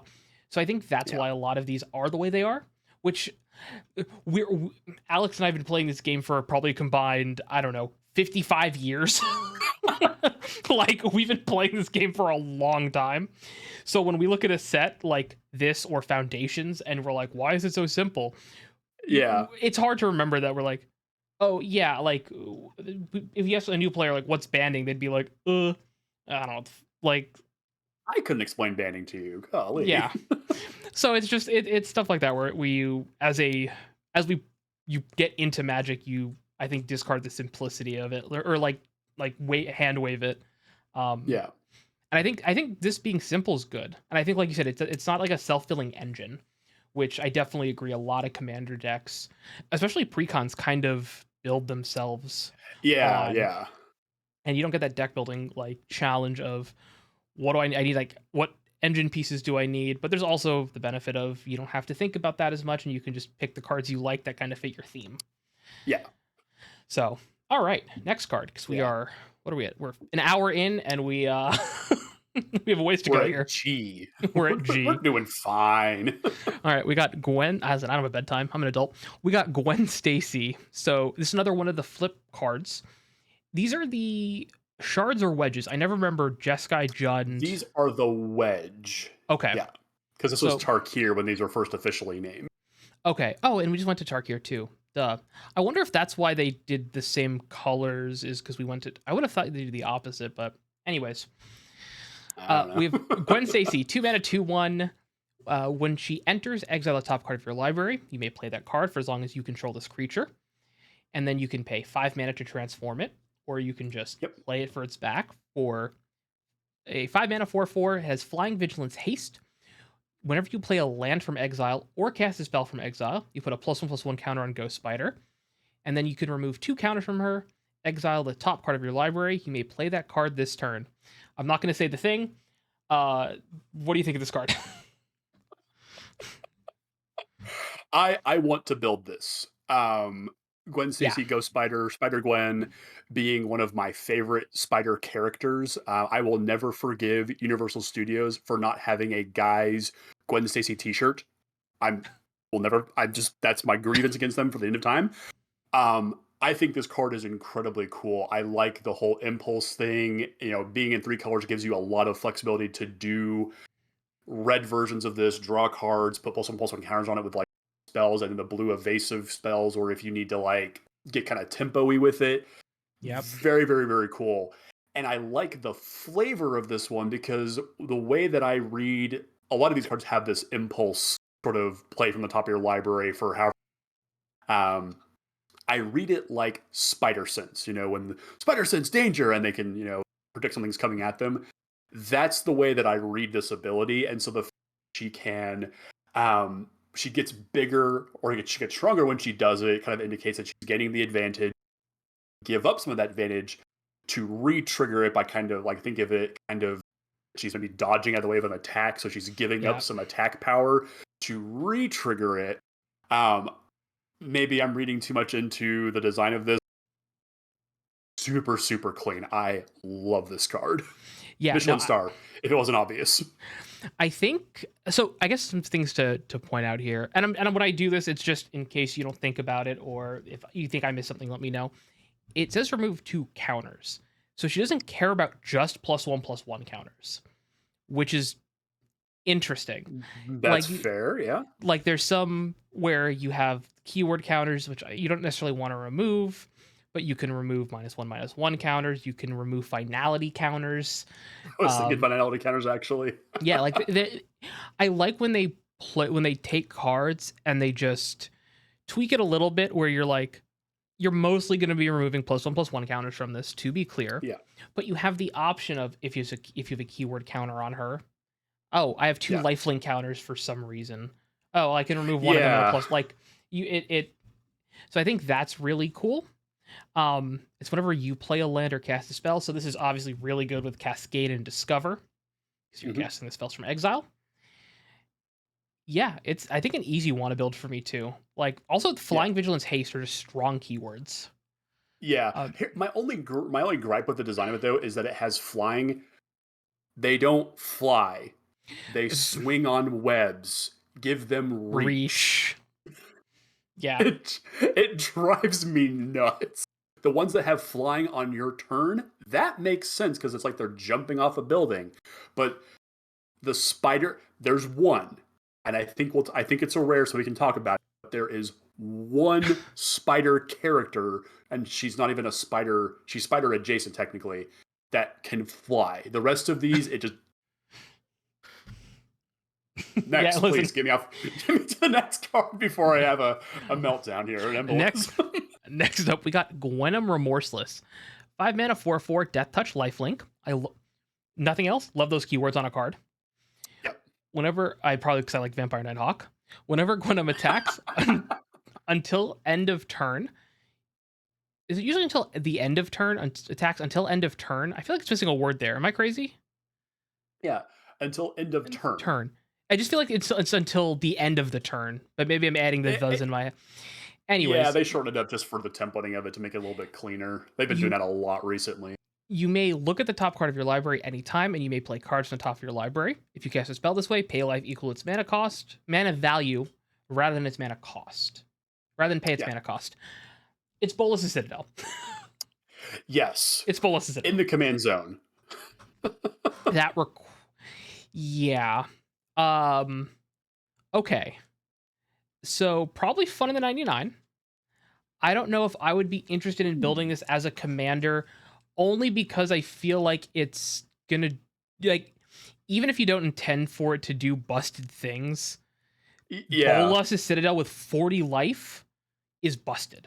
Like, it really is. It doesn't really matter, and it's because you can play. which is an Yeah. important distinction. Like, you get to go through at least one land. You have Yep. a surprising number of ways in colorless to get additional land drops, Mhm. or just filter that. Like, Doom Whisperer lets you just like, you can pay more life to surveil away Oh, sure. stuff. Yeah. So Yeah. like, you could very easily just kind of break this. And while Yeah. that is definitely fun, don't know if that's what I want to be doing in Commander necessarily. Like, Yeah. It's also not a human, which is great for Mikaeus, so she's probably gonna go into Mikaeus. I just have another Bolas' Citadel. But she is a human, though. That's I don't know what Gwen to tell you. Stacy. She's not. She's a symbiote I spider just don't hero. think they could put symbiote spider human hero. I just don't think that fits anymore. Well, be better. I don't know what to tell you. Um, That's fair, I guess. but yeah, what do you think of this card? Where you?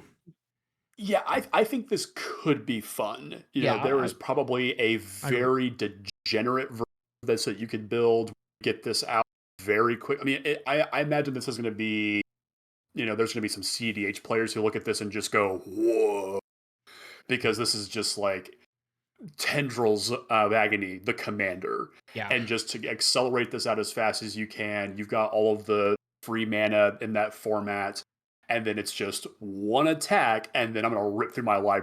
And I've got the ability to manipulate, if I'm doing stuff with Sensei's divining top and flipping and drawing. And oh yeah, I didn't think about Sensei. this could get incredibly degenerate. So I definitely put this in the could be fun. It just depends on how this one, you're going to sit down against. Oh, your mic's hiding out And again, go, Alex. Sorry. oh, blasted. But yeah, you'll sit down against somebody and you'll have to ask them, what version of this is it? And they'll go, Yeah. it's just kind of the derpy fun, or well, it's the one shot. Yeah. As a flavor though, I'm not super sold on this one. The symbiote does grant healing ability, so it does make them having life, and the death touching kind of ties into the flavor of it. I don't understand the rest of the card. You have to go pretty deep into the characterization of this version of Gwen Stacy, because this is 65, where she is an incredibly violent character and has a desire, power. So that kind of Bolas's Citadel, greatness at any cost kind of thing going on here, I can kind of see that. But I think at that point you're reading really deep into the character, so I don't know if it quite passes the test for me. So it's a Chinese takeout for me. Okay. What Earth did you say she was from again? 65? Earth 65. Damn, her collector number is 56. I feel like they could have like done something there. just saying, Wizards. Like, come on. Yeah. Thank you, Reddit, for that one. I had to go deep into this one to find her.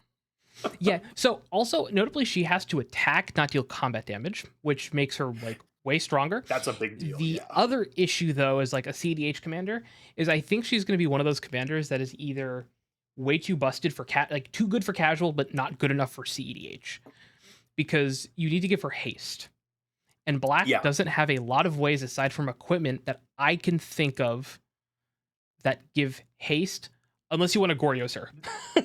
Like if you do some Goryo's vengeance nonsense. That's sick. Are you doing this in modern now? Are you trying to Goryo's her into like an Atraxa? Like you just... Oh, that's so sick. I broke him. Carry on. All right. Well, next up we have... Remember last episode where we talked about big dumb legends?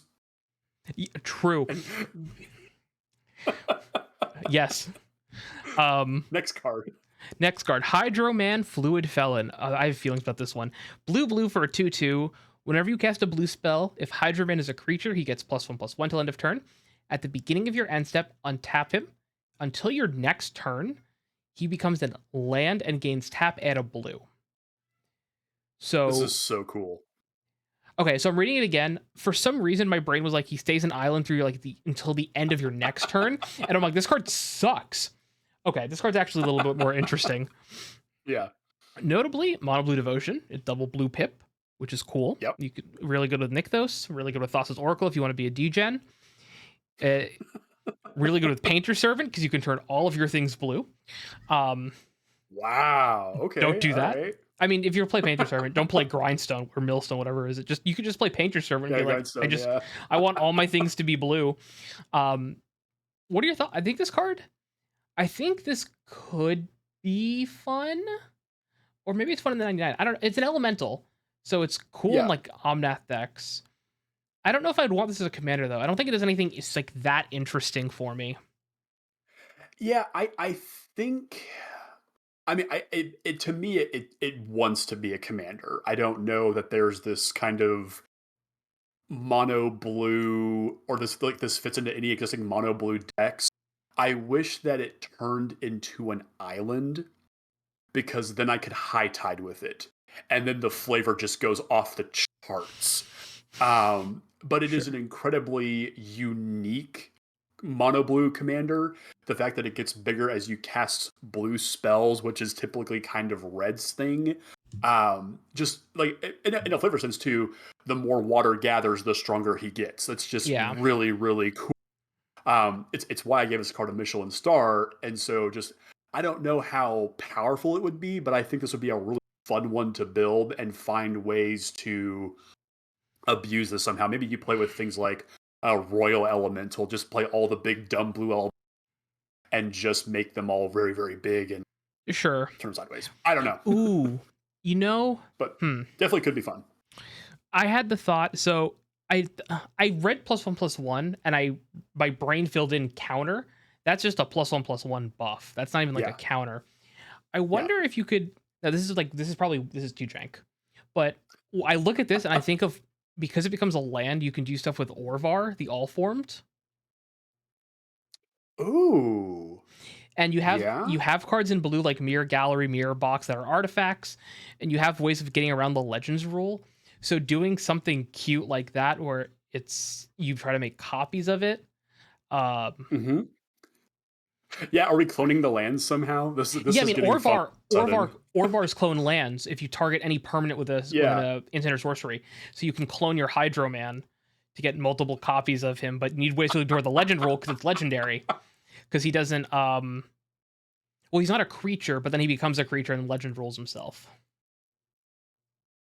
I think, yeah. I mean, I think there's something there. It's a really niche and very thing. So I definitely think so.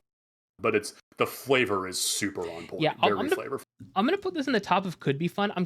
This is a commander that I'm gonna see across from me. I'm hoping at like MagicCon and be like, I want to see what you did that I didn't think of, and see what like obscure, like Fifth Oh Dawn yeah, or like yeah, Scourge card. Someone's like, I had this in a box and I saw it, and I'm like, this is what we do. yeah. I just like to. I think the idea because the fact that it says blue spell makes me think about all of the magical cards that change the color of things, Yep, and I don't know if which are great in Orvar but, because they're 1 mana targets. oh, yeah, yeah, and so I wonder if there's something to do there. And yeah, I think you're right. Someone's going to sit down and you're going to look at them and go, "What madness have you cooked up here?" And I'm ready for. It. I'm ready to lose to it, but it's going to be amazing. Yeah. I've also, man, I'm just like, what can we do? We could like spreading seas him, which is just mean. Um, all right. Next Oh, the card, the rudeness. rudeness. All right, next card, we got Iron Spider Stark Upgrade. So it's a 3 mana 2/3 colorless commander, has vigilance. Okay. They could have hit human on this one. I'm just saying. Unless he's not a human. Probably. Unless he's not a human, it's a spider hero. I don't know. Vigilance, you can tap, put a +1/+1 counter on each artifact and or vehicle you control. So it's a Steel Overseer from the command zone that's a little bit more expensive. Yeah. And then you can pay 2 generic, remove 2 +1/+1 counters specifically from artifacts you control, and draw a card. Okay, so bog standard like artifact support piece. I would Yeah. probably put this in my my Edge of Eternity's precon, the Jeskai counters one. That this fits like great in there because I can put a bunch of +1/+1 counters on my creatures. Yep. Then I can remove those counters to then draw cards. Um, Agatha's Soul Cauldron. I was gonna see if you were gonna say it or not. Agatha's Soul Cauldron. Uh, I think this is a card that's fun in the EDC. 90. I think this is a card that's fun in the 99. I'd put this in my Sir Ginger deck. That's cute. Yeah. This goes really good in Search Injure. Um, Yeah, this is a fun in the 99 for me. It's yeah. pretty. It's not like it doesn't scream like the Battlethopter that came from Urza's Battlethopter Yep.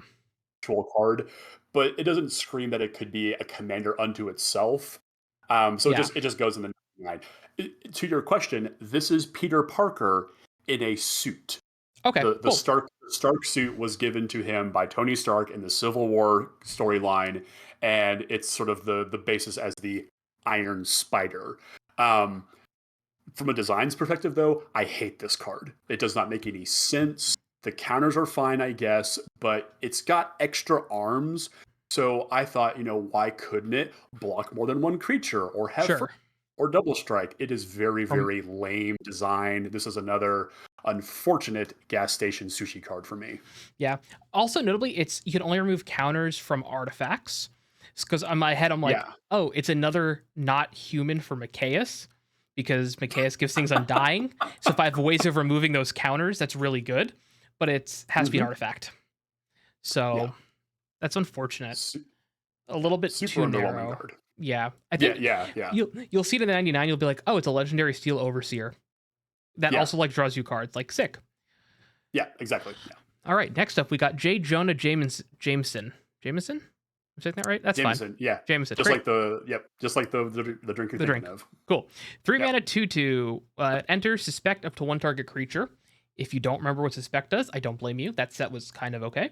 A suspected creature has menace and can't block. And then whenever a creature you control with menace attacks, you make a treasure token. So you can either have it enter, give suspect one of your creatures. Frontier Warmonger is a busted card with this, which is it gives all of your creatures, it gives creatures menace whenever they attack your opponent. There's like 2 or 3 of those effects in mono red. Yeah. And whenever a creature, oh yeah, so if you attack with like 5 creatures, you get 5 treasures. Yeah. Holy. Yeah.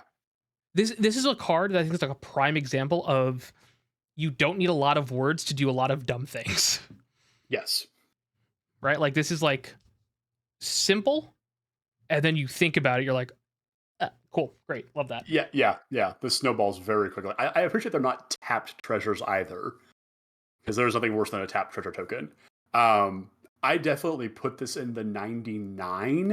Yeah. And it's just some kind of evasive red, maybe Boros, maybe Gruul deck that just wants to turn creatures sideways. Yep. I like this in like a go-go deck, the mono red go-go from Final Fantasy.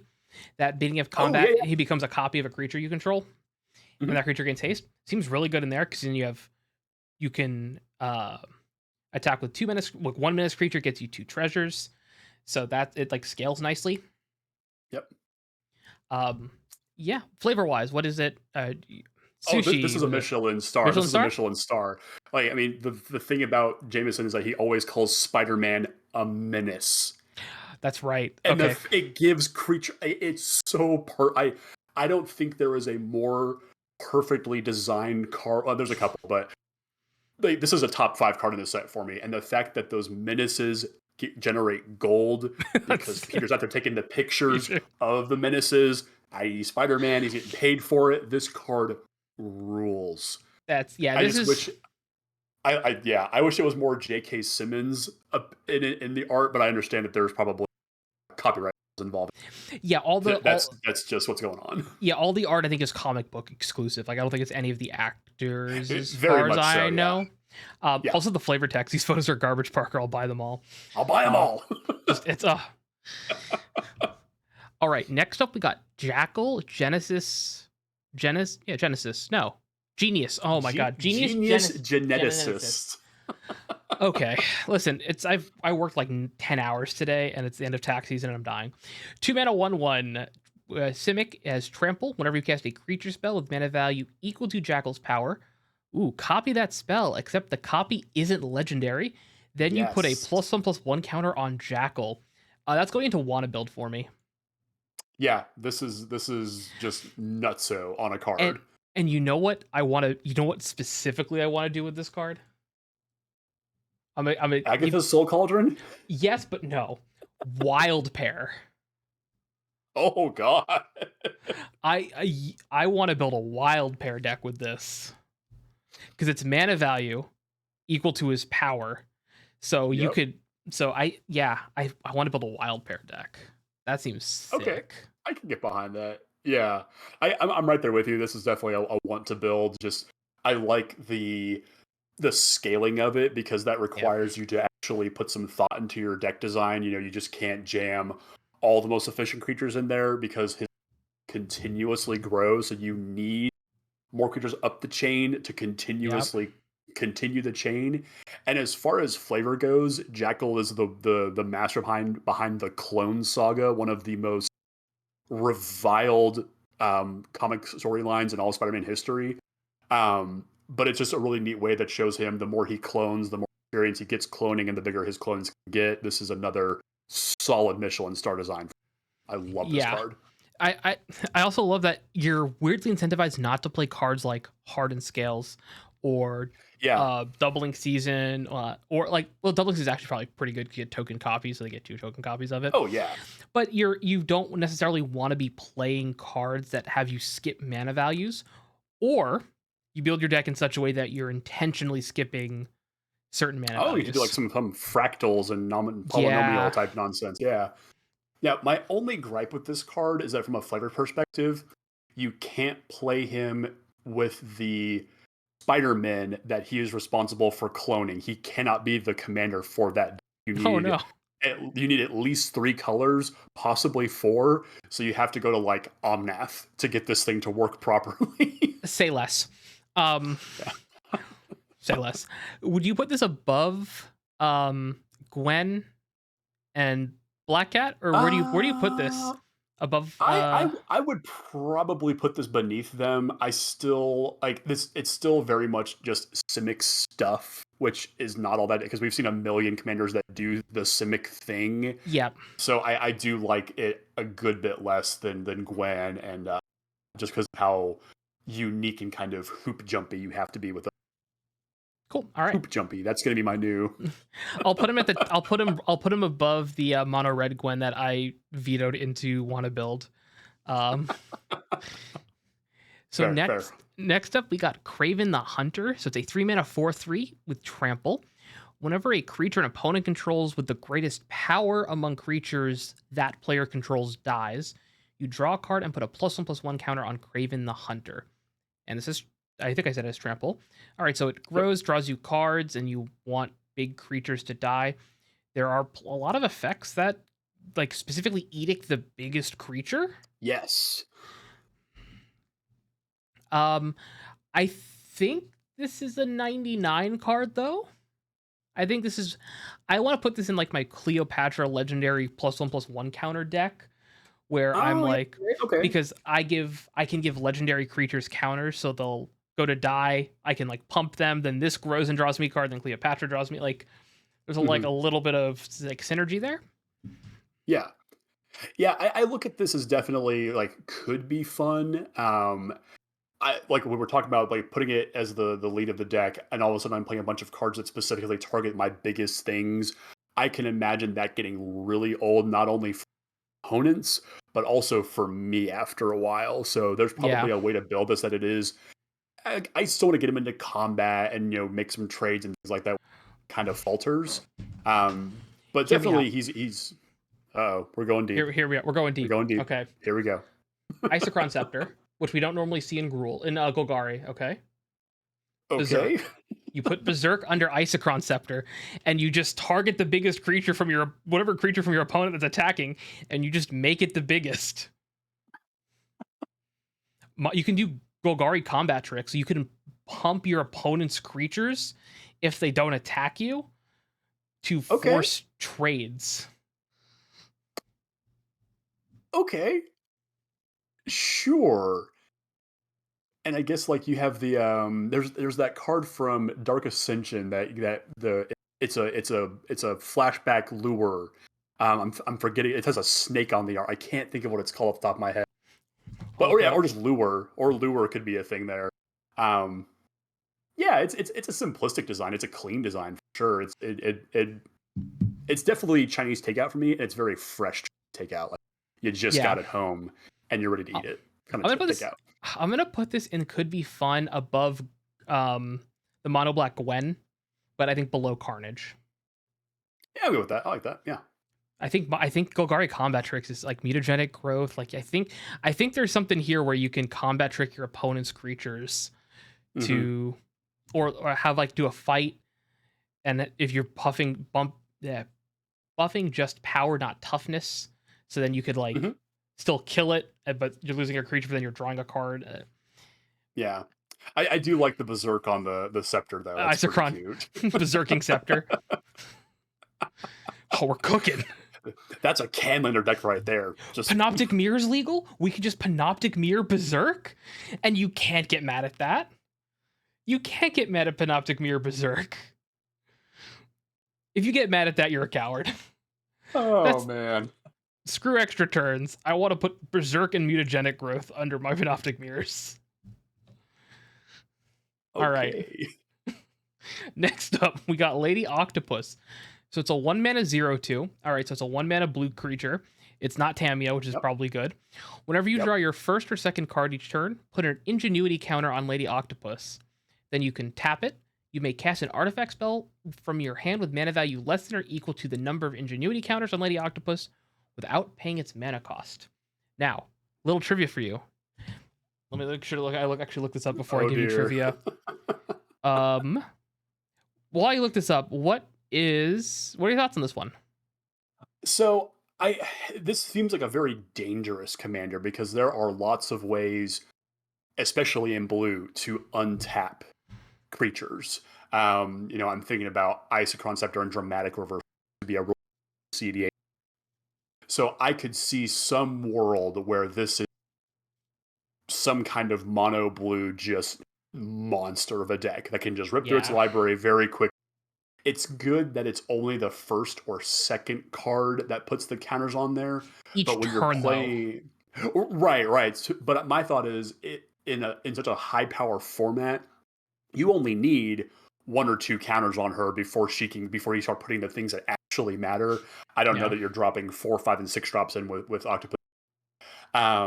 So I think you can. I mean, I'm definitely saying you can, but like wouldn't need to in a high powered CDH deck, where you just go off and turn it into some kind of wild storm nonsense. But then if you're gonna play like at a casual table, I think this is really cool. It's like a backup, and I don't know I would play this over Joyra. So I put this one in fun in the 99 just as another backup of, in my opinion, better Joyra commander. Just more colors. Do you know how many creatures there are in Magic that have mentioned specifically, hi Cat, Ingenuity counters? Oh god. Can I get a plus or minus? Can I get an over under? Absolutely. I'm gonna say 5. It's 2. It's the other Joyra from Dominaria. It's literally just those 2. Yeah. It's literally just these 2. I had a feeling. I really do wish that this said mana value equal to, not less than or equal to, because then I feel like you're incentivized to build your deck in a way that it's a little bit more birthing pod-y in that sense, where you have to build your deck in a way that is meant to abuse that instead of just because you get to a number and the rest of your deck is free, right? Like you'll get to a point where you're like, oh, I'm not tracking this anymore. And Joyra is the other Joyra is the same thing, but her ability is just you tap, you put 2 Ingenuity counters on her, then you may put an artifact mana value X or less onto the battlefield.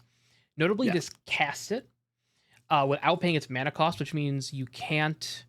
There's no X. X artifacts don't do anything with this, which is fine. But like cards like Vexing Bauble actually hose that. Yeah. I mean, is that a commander thing though? That's what I'm wondering. Like, am I jamming Vexing Bauble?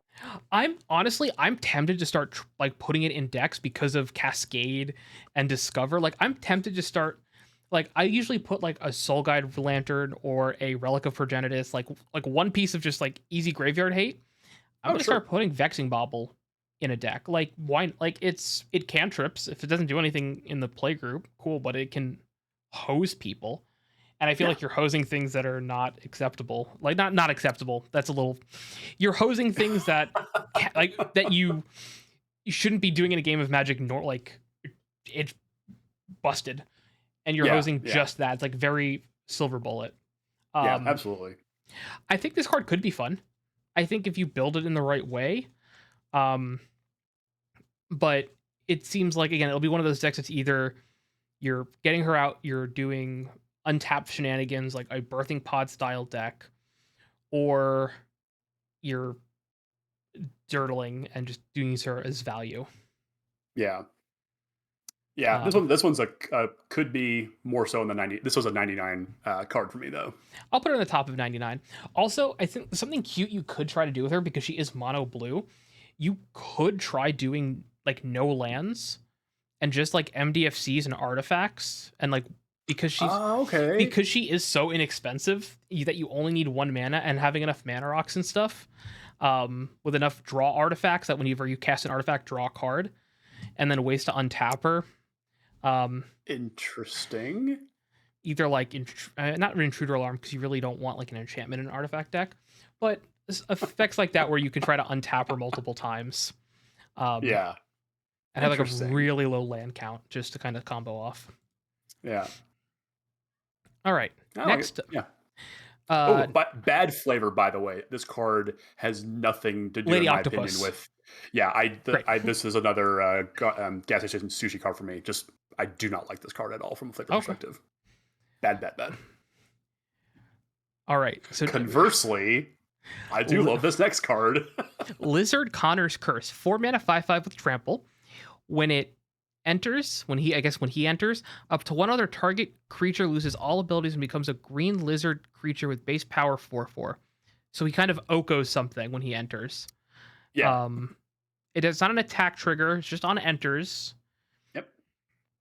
It's a villain. And it's permanent too, like you mentioned. It is a no-code, basically an Oko. Yeah. Yeah, really good at like just removing people's commanders. Yep. Like there was one time someone used Kenrith's the elk Kenrith's enchantment. Transformation? Yeah, and it was like a Kai card deck, and everyone at the table just agreed never block, never board wipe, never kill it. And we just rude. We're like, hit us for 3, idiot. People would like board wipe and use protection spells on it so it wouldn't die. It was savage. Fun in the 99. I don't see this as like an interesting commander because it's just an ETB in mono green, but it is like a powerful silver bullet. Yeah, that's how I read it as well. Fun in the 99. It's a very cool effect. I like this kind of feels very Beast Within in a sense here, and just like really hits the flavor for this card. That's kind of what Dr. Connors was trying to do, is make people be lizards with him, and he does exactly that. So yeah, Michelin star, good in the 99, great card. Yeah, it gets rid of indestructible in like a roundabout way, so it's a little bit better than Beast Within, like in that. And it loses all abilities. Yeah, it's cool. Yeah. All right. Next up, we have Mary Jane Watson. 2 mana, 2/2. Whenever a spider you control enters, draw a card. This ability only triggers once each turn. Now, Alex, what color are most spiders in Magic the Gathering? Green. Great. And what? and black. Like we have a Golgari too, I think. And black. And they're white. And they're blue. And they're red now. And they're black. They're all colors now. Yeah. This card is. I don't want to put not fun because drawing cards is fun, but I almost want to put it in not fun because of how narrow it is and the colors. Mm-hmm. This is in the 99. This is at the very bottom of the. I'll give it to you in the bottom. Just I like drawing cards. That's the only saving grace. It has some utility, and it is flavorful because when Spider-Man shows up, Mary Jane does something. I hate the flavor of this card. The fact that she only does something when her boyfriend, her husband, however you want to score it up, when they show up, she does something, is an absolute betrayal of one of the most well-known female characters in books. It is just ridiculous. They couldn't figure out something better for her to do. I hate this design. This is gas station sushi that has been thrown out and it has been festering in the garbage for at least a week. I hate this design. Yeah, this card again. This reminds me of the Cosmic Spider-Man, where you see it, and Yeah, yeah, this card feels like shit. We need to have a draftable set. Spider drawing card rare. yeah. And obviously, like in limited, this makes sense because you can web sling spiders back to your hand, and then you can play the spiders again to draw you cards because green white's web slinging. So it's like Yeah, there's play it's there. a decent effect. But it's like, why are we doing this in green white hybrid? Like, I feel Yeah. like this mono white, if it was mono white heroes, maybe that's cool. Like, maybe that's a little more interesting. Or mono green spiders. Like, if it said, I don't know. I wish there was like a little bit more juice here instead of it being like so. Anything. It just doesn't do anything, and it's just, again, it is a betrayal of a very popular character that is like, ugh. Yeah. Like, this is Lois Lane here that we're talking about. She's important. Like, Yeah. God, this card drives me nuts. Yeah, you could have tagged this onto the Aunt May card, which is like a 1-mana 1/1 in white. Yes. Spider enters, gain a life. You gain whenever a spider you control enters, you gain a life, and if it's a creature you control enters, you gain a life, and if it's a spider, you put a counter on it. You could have made Aunt May rare, thrown this on this ability, and I think that card would have also been a little bit more interesting. It sucks it's white, but yeah. Well, I mean, like, there's a couple of there's one other card that I can think of that if you shifted it just a little bit, you could turn it into. Mary Jane is supposed to be stunningly beautiful, and like, how about stun counters when she comes into play, or when she attacks, she stuns an opposing creature, like, kind of in flavor for what she does, but even that feels a little misogynistic. But like, just do something better than this. Just yeah. Next card, please. Before I Next card. Next up, we have Miles Morales. This is the other flip. This is what I'm talking about, though. In Naya, Naya. So is it not all shards? I thought it was all shards and wedges, but I guess it's not. It's a weird mix, yeah. Okay, so cool. The Gwen Stacy is the only wedge. The other ones are shards because we have a Grixis, we have a Naya, we have a Bant, and then we have Jund and a Jund, yeah. Interesting. Okay, I don't know why I thought Jund was. It's a strange mix for some reason. I don't know why they decided. I guess Esper didn't make sense for one of these. Esper villains, baby. I guess we have Grixis villains though. All right, Miles Morales, 2-mana 1/2. When he enters, you put a +1/+1 counter on each of up to 2 target creatures, notably not creatures you control. So you can put this on your opponent's creatures in Commander, which is cool. And it's a good political tool. Green combat tricks. Here we go again. Agatha Soul Calder. No. And then on the back we have Ultimate Spider-Man. So it's a 6-mana 4/3. First strike and haste. Has camouflage, so you pay 2 colorless, or sorry, 2 generic, not colorless. Pay 2 mana, 2 generic. Put a +1/+1 counter on this card. He gains hexproof and becomes colorless until end of turn. And then whenever you attack, double the number of each kind of counter on each spider and legendary creature you control. They saved it in that last line of text. If this was just spider, I'd be like, this is ass. The fact that it's also legendary creatures and it's each kind, so if you put double death touch. Yeah, no, if you put Luxio Gyada's gift onto a planeswalker and make him to a creature, you double its loyalty counters. I guess. You could do Naya Super Friends and turn your planeswalkers into creatures that mutate. Okay, yeah. All right. What are your thoughts on this card? I think this is like actually like a pretty good if you want to build like Naya Legends. Yeah. I like, for whatever reason, I'm always drawn to legendary decks. I have a Kethis, I call it the VIP Club deck. That's all legendary and legendary synergistic deck. So I like what this is doing here. The front side doesn't really track for what Miles is known for. I don't quite know what the counters are for, other than to feed the back side, which is so freaking cool. The fact that it references his ability to turn invisible and become colorless, I think, a neat bit of flavor on there. I don't know if that would actually matter, but it's just cool as heck. Yeah. And then to double all of the counters on an attack, the lightning in his art, he's generating. That's called his venom blast, and I believe that this doubling of counters is his mega venom blast. So just to do this one giant alpha strike is super freaking cool. I would build this. This is definitely a fun. This is not a 99. This is going straight to the top of the commander. Put this at the head of the deck, and it gets an absolute Michelin star for me. I love this card. Am I putting this in the top end of fun or bottom end of like want to build? Put like mid want to build for me. Above or below assault and battery. Above that one. Above that one. Above Black Cat. Beneath Black Cat. Okay. I'm a Felicia we'll put it fan. So straight in the middle. That's like dead center. That's why is that like dead center? Yeah. That's all I need. Also, notably, I like First Strike and Haste. I was almost like, man, I wish there was like one more keyword, but obviously, like the rest of the abilities are really strong. I also doesn't have flying. Should have reach, maybe. I do like the fact though that this is another attack trigger we're seeing that isn't it having to attack. Yes. That you can play this and you don't have to swing with it the same turn. Like if you don't have a good attack with it, you're able to just hold it back. And First Strike is a good blocking keyword. Yeah. Like you can block really efficiently with this. So you might not even want to attack with it. Necessarily. And the colorless, I feel like hexproof, first off, and it's too generic to just get hexproof.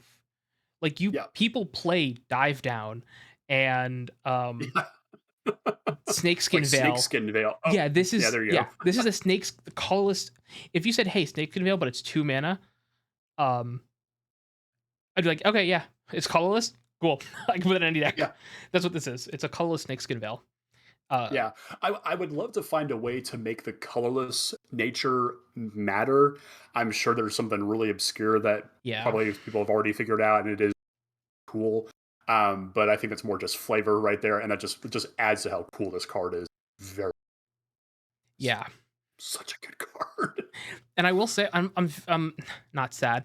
It's funny that the Agatha Soul Cauldron it already has counters on it, so you can give your creatures that have counters on it this ability, which is, and if you can make them into mana dorks, then you can tap them to pay for their own ability. Just saying. Agatha Soul Cauldron, it's still a good card. It's still a good card, baby. Pick one up. It's probably gonna. I'd say wait to pick it up. It's probably gonna get banned in November 10th. Probably, yeah. I think they're gonna leave VV alone, and I think gonna hit Soul Cauldron. I think Soul Cauldron can become more problematic than VV. I hope they don't. I think Soul Cauldron's a sick card, and it's like really cool. But all right, next card. This is like my favorite art. Like I saw this art, and I was this foil has to look sick. Oh yeah, so it's Mr. Negative. So it's 7 mana, 5 Orzhov, so 5 white black for a 5/5, vigilance and lifelink. And when it enters, you may exchange life totals with target opponent. If you lost life this way, draw that many cards. Interesting. This is so cool. If you lost life this way, draw that many cards. Interesting. Yeah. So if you have 20 and they have 10, I'm drawing 10 cards. Yep. And you're losing 10 life. Yeah. I'm just going to ephemerate it, though. That's... Like this is in the perfect colors to do some kind of really annoying. Like this is like modern Orzhov Esper in a commander. Yeah, I freaking love this. How does hold on? I'm curious. I have I'm probably spelling that wrong. Goryo's Vengeance. It's this works with Goryo's Vengeance. Yeah. So if you blink this, if you like have Felia and then you Goryo's this in, you can switch life totals and then blink it with Felia and then it stays in play. Yeah. Big dumb mythics again.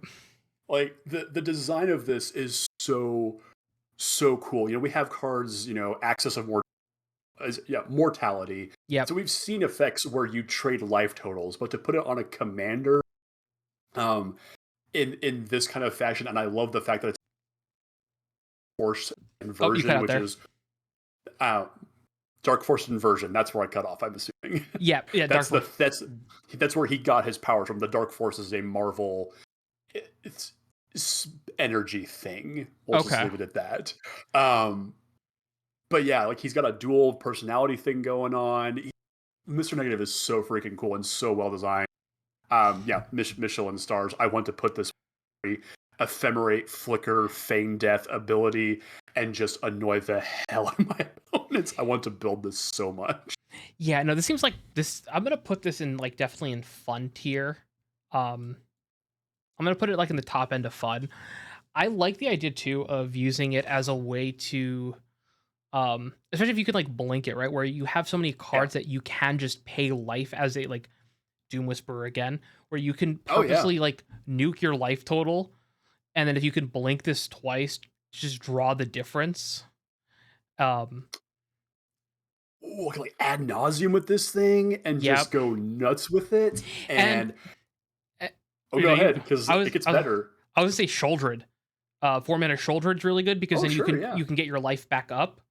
You actually double your life because you gain 2 life for each card you draw, and if you Yep. keep switching it, you can keep losing life and then gaining like you give your opponents a lot of life though, which is like the only issue. Also, a Tree of Perdition Perdition, yeah.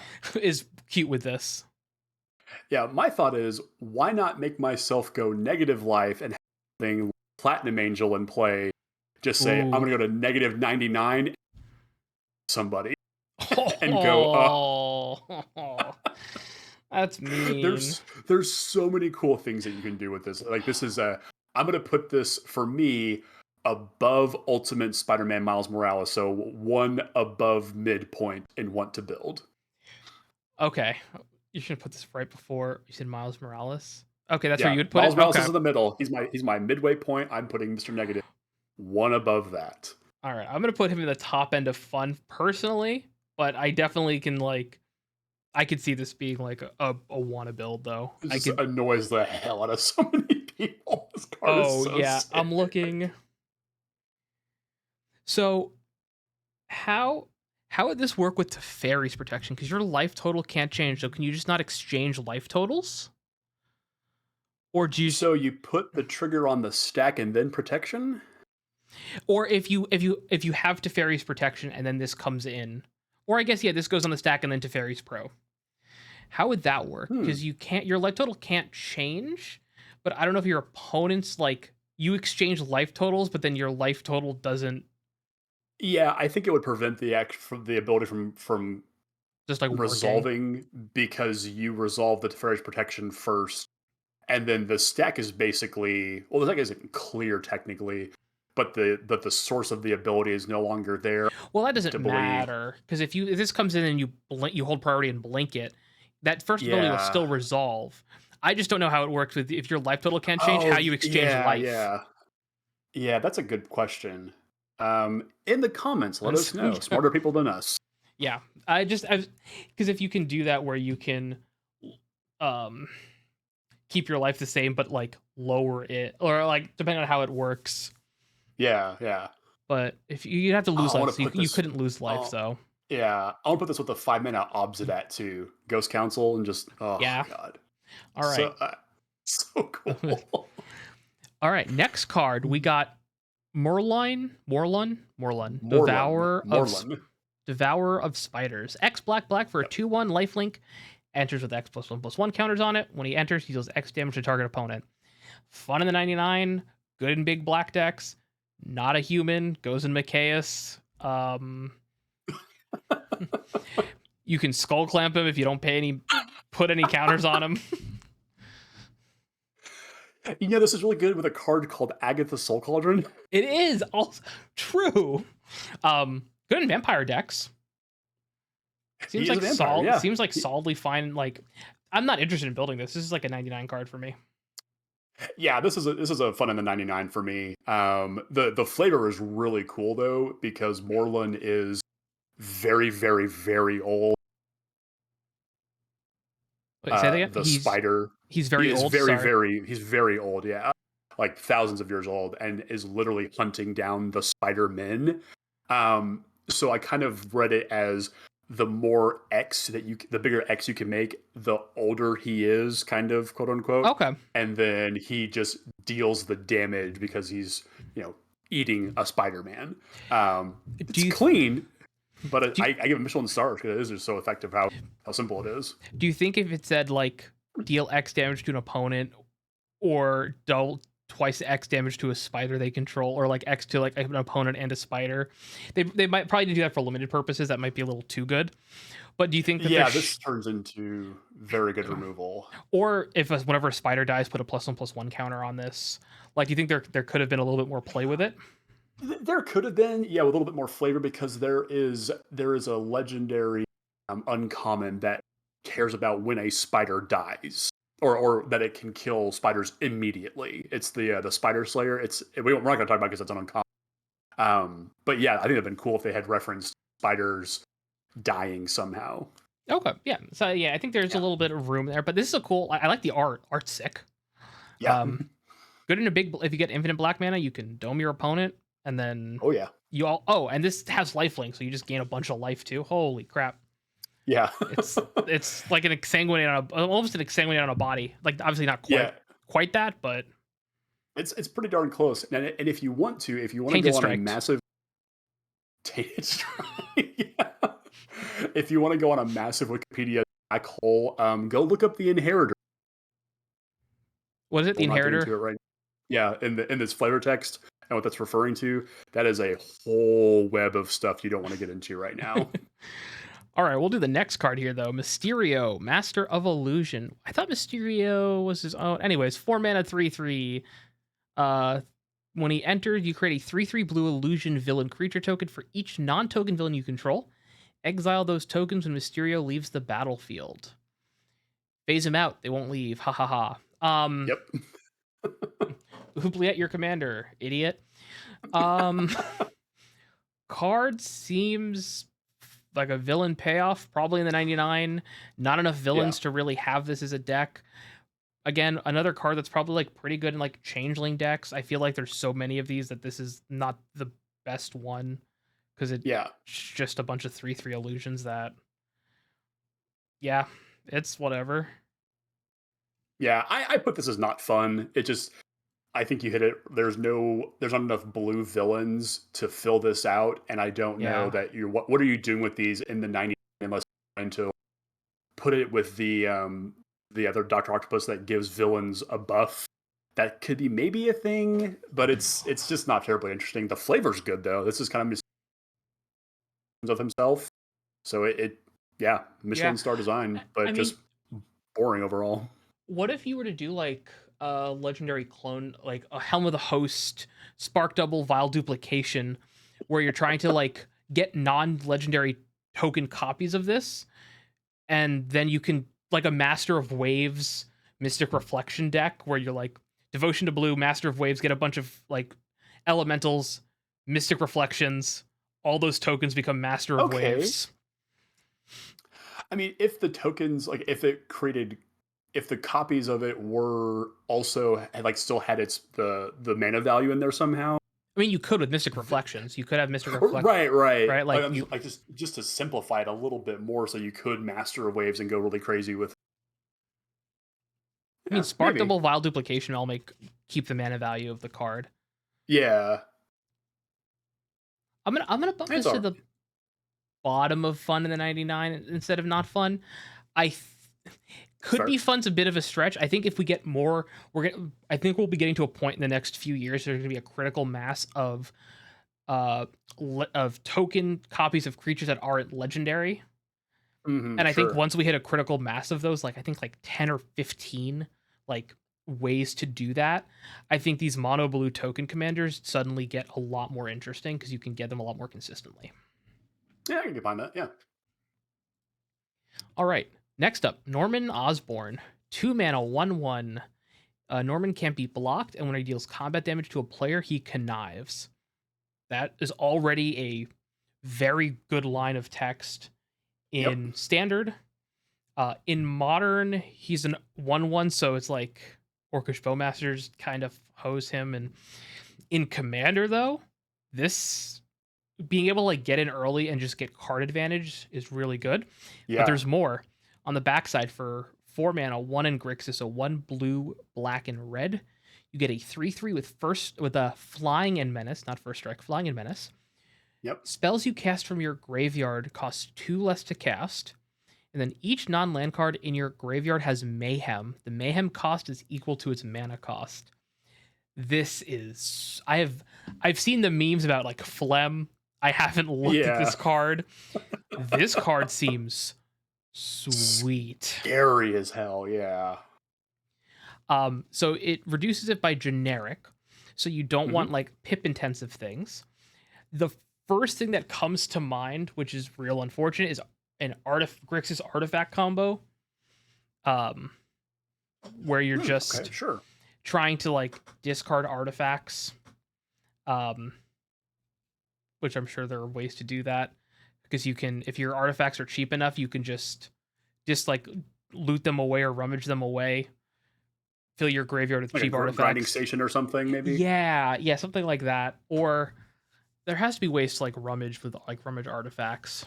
I mean, there's plenty of ways to draw and then discard multiple cards unless you discard an artifact. So Thirst for Knowledge comes to mind. Sure. And I think you can also just discard 2 cards, even if they're 2 artifacts. I think you can just elect to not like. Yeah, it's a may, unless you, So so you have to discard it in order for it to get its mayhem ability. So you need like you can't just mill over it. But if cards let you cast things from graveyards, those costs are reduced. So think flashback, think buyback doesn't work. Flashback, jumpstart, retrace. I'm missing several. I can't think of them. I know there are more. What are your thoughts on this? I think this is like a wanna build for me.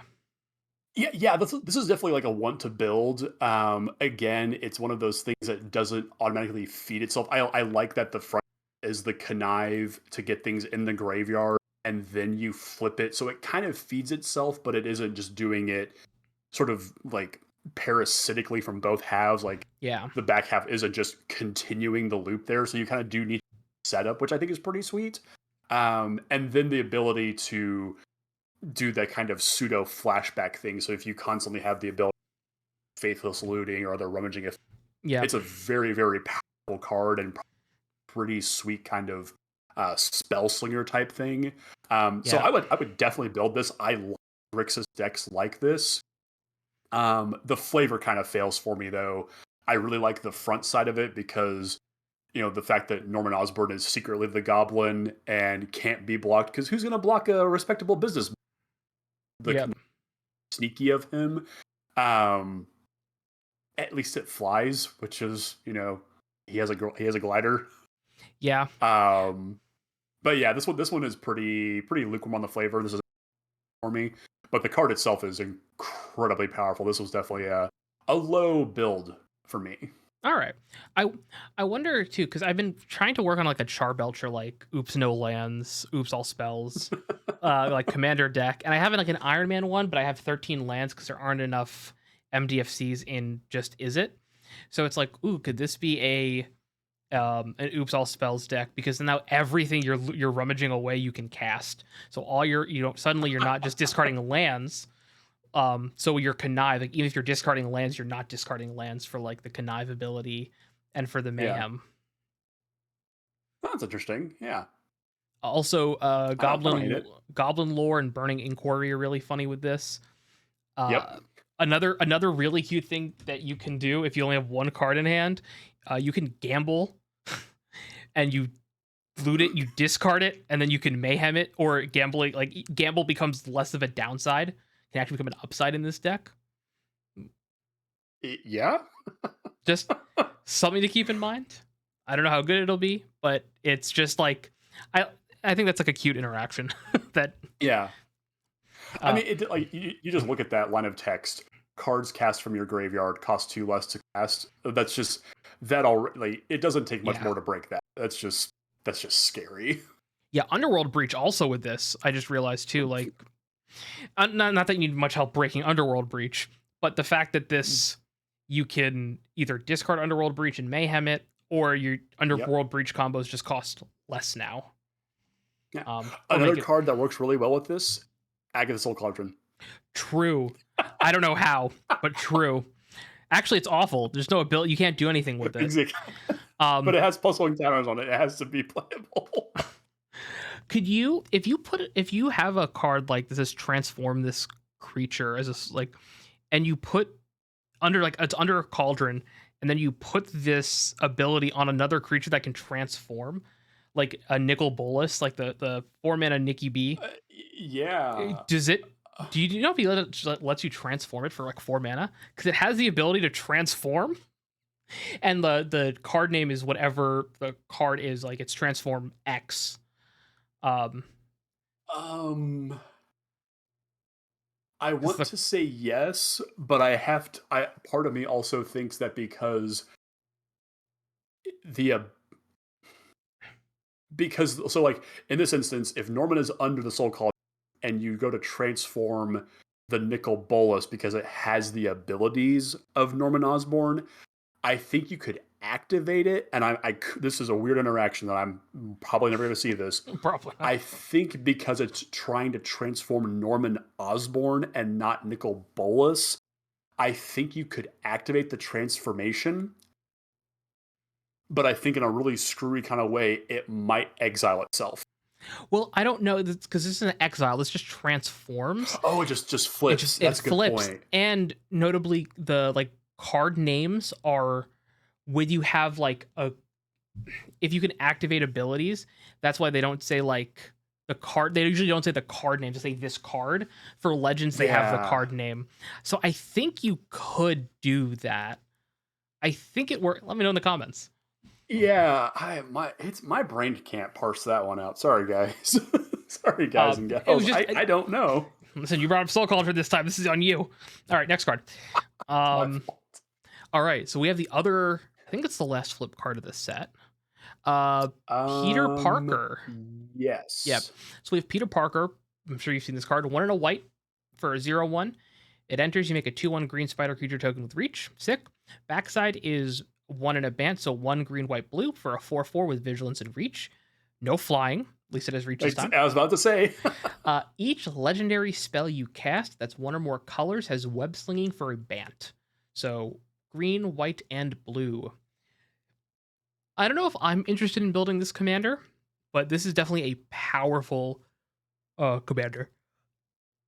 Yeah, I put this at fun. This is low tier fun for me.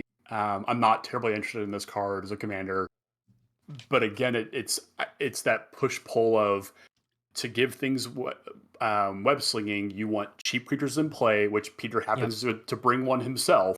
Yep. So to tap them, not getting them in combat, so things like vehicle stationing things, and then having the big creatures to put in off of the web slinging is a really cool dynamic to build your deck around. I think this card is incredibly boring from a flavor standpoint, though. What does giving legendary spells web slinging in what is Spider-Man doing here? I do not understand the flavor here. I made this one be day old Chinese takeout. Does he, and like in, because I don't know the comics, is this Peter Parker? Is this particular one the one that like unifies the Spider-Man, or like is it?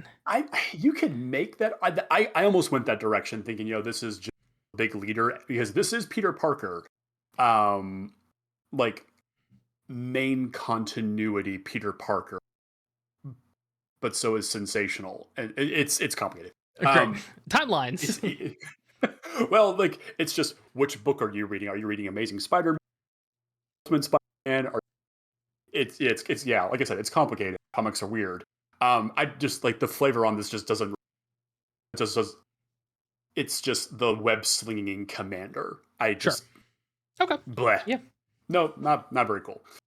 All right. Well, next card, we have Sandman, Shifting Scoundrel. 3 mana is Star. Sandman's power and toughness are equal to the number of lands you control. Can't be blocked by creatures with power 2 or less. Really good line of text. Then you can pay 3 green to return this card and target land from your graveyard to the battlefield tapped. So cool. And it's an elemental. Elemental. Sand is now a creature type? Well, we had sand tokens from one of the Nephilim, and then Hazamon makes sand warriors, so... Oh, yeah.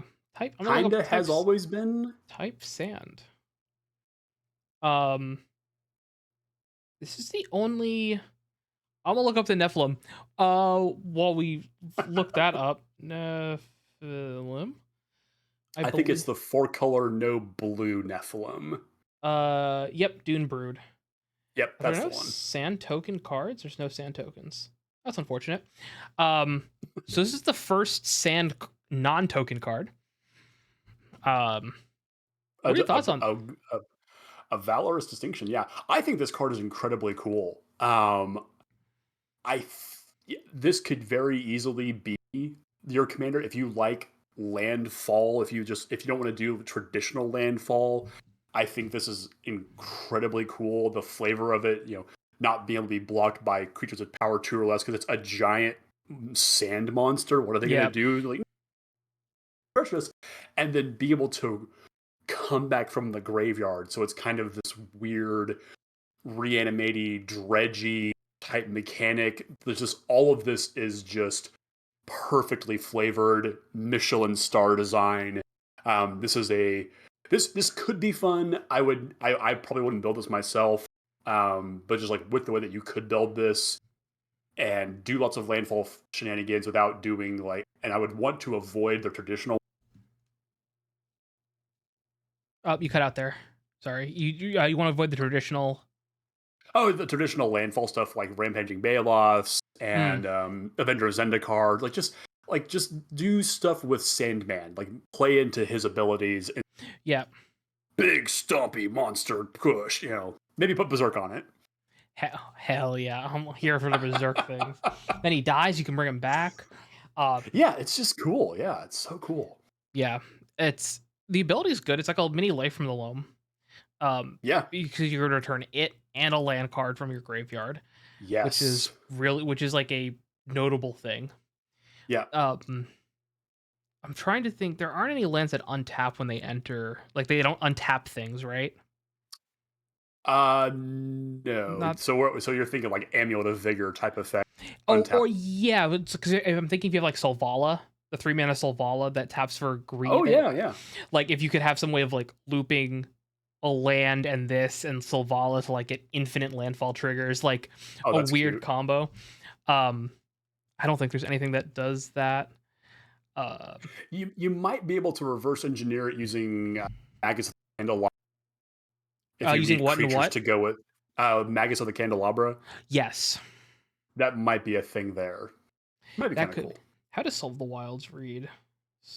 Soul of the Wilds. Shia. Non-token creatures. I wasn't sure if lands in your. Yeah, I wasn't sure if there were also lands in your graveyard because then you could. That'd be cool. That'd be sick. This card. I think could be fun.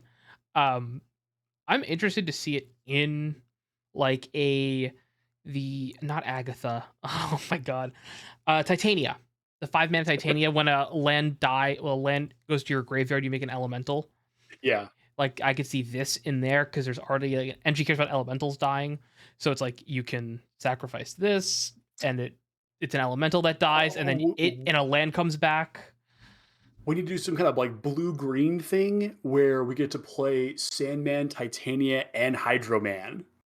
And then Sandman brings back Hydroman somehow. Oh god. We're cooking. It wouldn't work, but it's we're cooking at something. Least Hydroman would trigger off of Titania would trigger off of Hydroman going to the graveyard, and then you just gotta change the card type to land, and then Sandman brings back Hydroman, and then you have Quicksand. How hard can this be? Or you just use like a Dryad Arbor like a human being. All right, next card. Scarlet Spider Ben Reilly. Hey, that's me. Um, 3 mana 4/3 has web slinging for a green and a red. So you can cast it for a red and a green by returning a tapped creature you control to its owner's hand. Notably, you don't have to cast this from your hand, which is important distinction because you can web sling from the command zone. Unlike warp, where you can't warp from the command zone because warp specifically says from your hand. Yep. Has trample, and if it was cast using web slinging, he enters with X+1/+1 counters on him, where X is the mana value of the returned creature. So this does work great with warped. Well, not with Yes. warp. With warp. Yep. If you can give greens is super easy giving creatures flash. This is really cool with evoke because you can evoke creatures out and then cast this for the web slinging cost at instant speed. Yeah, that'd be kind of cool. That's a notable thing you can do. I like that it's mana value and not power. I'm glad that they're realizing that they can't really do power because of the ways to manipulate that. Yeah, Berserk. Yep. Only Berserk. Actually, I added it to my buy list. I'm gonna add it to my buy list later for MagicCon. I need to pick up a copy of that. What are your thoughts on this? I think this is a cool. I think this is like either fun in the 99. I could see this as your commander, but I think this is like could be fun or more fun in the 99. If you love the flavor of this card, I could definitely see just like a Gruul Stompy deck with this, just for like value purposes or combo. I'm thinking like Team or Sabretooth combos in some way. Yeah, like I like it because again, it's one of those kind of deck building restriction type things where you need to have a certain number of like big creatures to bounce back with Ben's trigger here, or you just kind of use the small ones to make him just a little bit bigger. I think that's kind of interesting. He's a very low to the ground stompy type commander, so you could play some combat tricky things. Maybe an Agatha's Soul Cauldron finds its way into the mix. It's all right. Like, it's definitely could be fun if built properly. Maybe better than 99 just as another beat stick. Flavorfully, I don't get what this card is trying to accomplish. Ben Reilly is a clone of Peter Parker, and Ben was actually the Sensational. Oh, you cut out there. Ben was a Sensational Spider-Man. I'm sorry. Yeah, he becomes the Sensational Spider-Man for a while within the book. And it's funny that the next card we're talking about is Sensational Spider-Man, which is not Ben Reilly. So my only real read here is that this was the it was the what? I'm sorry. I don't know. This came out in the 90s. So he was supposed to be the bigger, cooler Spider-Man, so maybe he gets bigger because of that. I don't really know. The design is really gas station sushi and just kind of underwhelming card. Yeah, pop it in the 99, I guess. Yeah, I'm excited to play this in like Kenlander count number 3. I do want to try this in Gruul Monsters. I think this is a solid like role play, a solid card in a Gruul Monsters deck. Yeah. All right, next up, Sensational Spider-Man, a card we just talked about. Kind of. 3 mana for a 3/3. Whenever he attacks, tap target creature defending player controls and put a stun counter on it. Then you may remove up to 3 stun counters from among all permanents and draw cards equal to the number of stun counters removed this way. This was one of the first cards revealed for this set, too, if I'm not mistaken. Yeah, I'm sure I read this. So it's doing like the Wilds of Eldraine like stun counter stuff. Mm-hmm. You can draw a lot of cards, not standard legal. So I guess I'm a little confused, not by this ability, but because the other cards in this like diorama were so simple, and this feels like the least simple one by a lot. It's a lot of text, especially if you're a new player. You're talking about putting stun counters on and then removing up to 3 stun counters from among all permanents, and then you draw cards equal to them. It's just like a lot of things going on that for a newer player to try to parse I think would be a little confusing. Yeah, I agree. And it's weird because if you don't read this correctly, you think you need to remove 3 counters, and Spider-Man here only gives 1 stun counter, so you have to have other stun counter generation. Yeah. And it's not like you can. I mean, you could proliferate them, which could be a thing. But you literally have to do it if you want to get just like the instant tap the creature, stun it, then remove the stun counter immediately just to draw it. So you're never really even getting the value of the stun counter, which is kind of Yeah. interesting. And I Now, don't quite understand that side of the card. now one thing that's interesting is it does say all permanents, which means if you're playing cards that have this wouldn't be possible with this as the commander, but that new land card, that creature that enters with like 12 stun counters, or Rixanthes, those are slumber counters. Oh yeah, I understand There's that. Yeah. the Baloth thing from Edge of Eternities.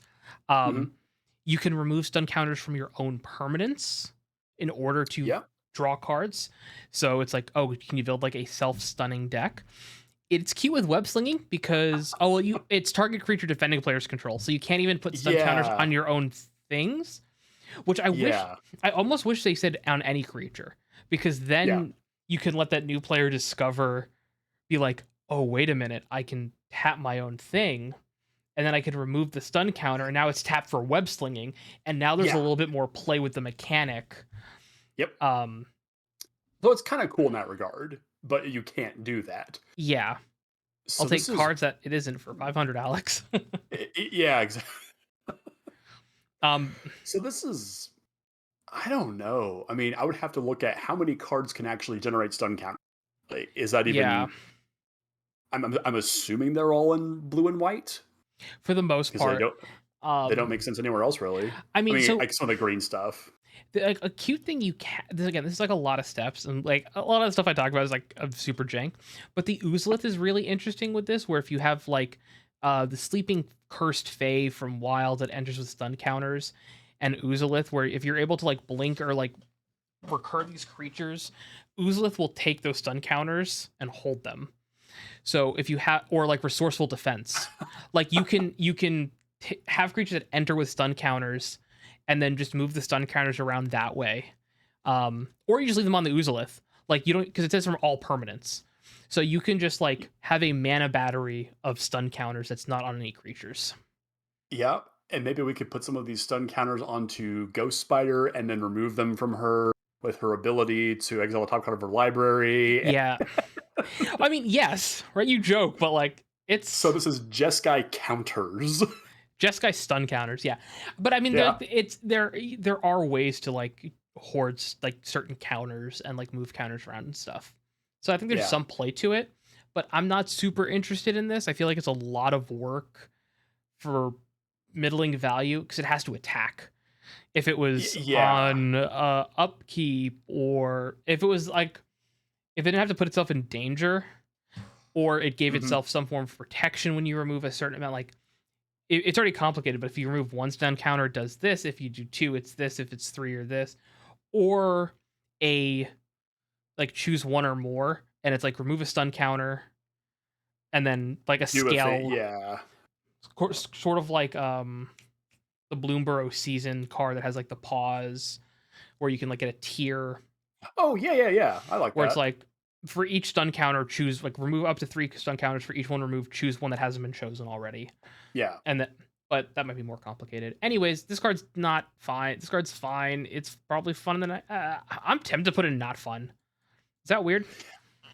I'm kind of there with you just because it's so counter. Like I can probably explain the flavor of this where it's he's webbing up the guys and then the webbing. Yeah. But this is just it's a really bad gameplay loop that's created here by losing all the advantage of the stun counters. Yeah. Or maybe the idea is that, once you've gotten enough things tapped down or something, I don't know. Yeah, I'm gonna go not fun. I'm gonna go not fun. Yeah. I think in 1v1 this is a little bit more, there's a little bit more play to it because you're tapping down your opponents. Like it's just a different format. But so I think in If this 1v1 was there's a little more play. yeah, standard, this actually becomes kind of a good blue-white tempo card to Yeah. just, like you said, tap down the one thing, and then your other creatures can kind of handle everything else, while Spidey here gets in and draws cards from. Yep. Yeah, like But it's not standard legal, so unfortunate. Yeah.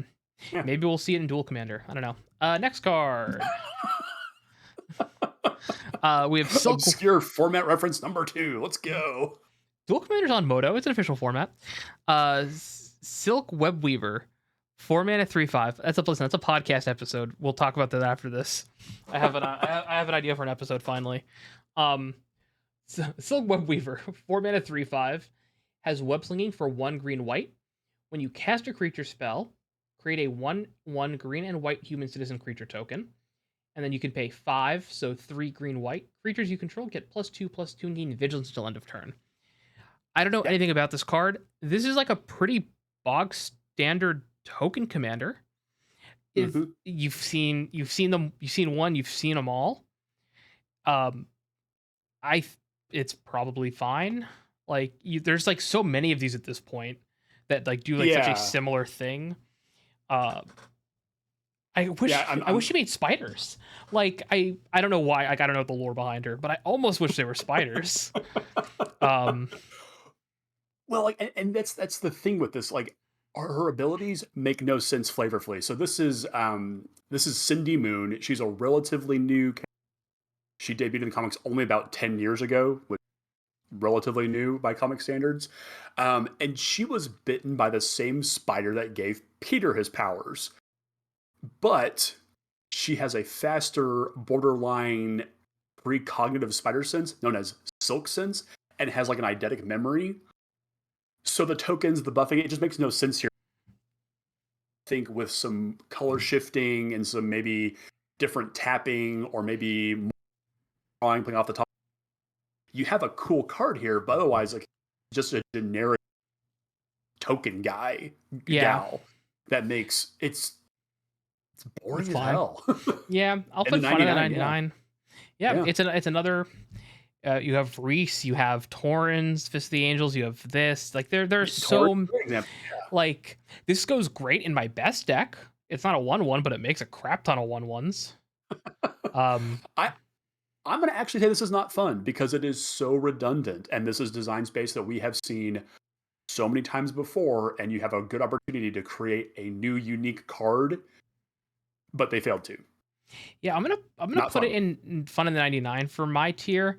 But like I think I like the overrun effect on it, but it's not trample, it's just vigilance.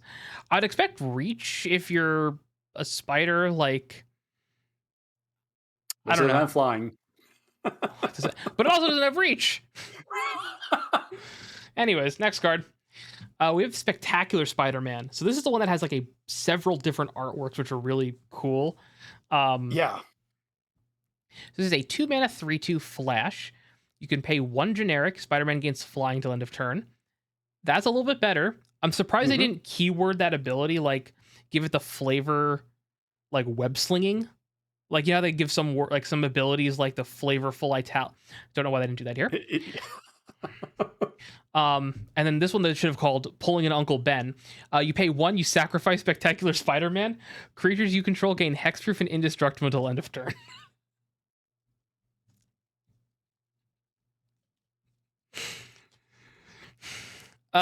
Great in the 99. Super good in the 99. Yeah, absolutely. Any white deck, I think, is interested in a free, basically, Teferi's Protection or like a Boros Charm mode. Yeah, this is pretty sick. Pretty sick. This thing is going to be killing itself a lot. Yes. And it also has Flash, which is also... Yes, it's 3 mana, like, in total for this to, like... Yeah. It's a heroic intervention that triggers on creatures. I know I keep memeing about it, but unironically, I get the Soul Cauldron with this is like giving all your creatures this ability gives you such redundancy, or giving all your creatures flying. Dude, I got the Soul Cauldron so good.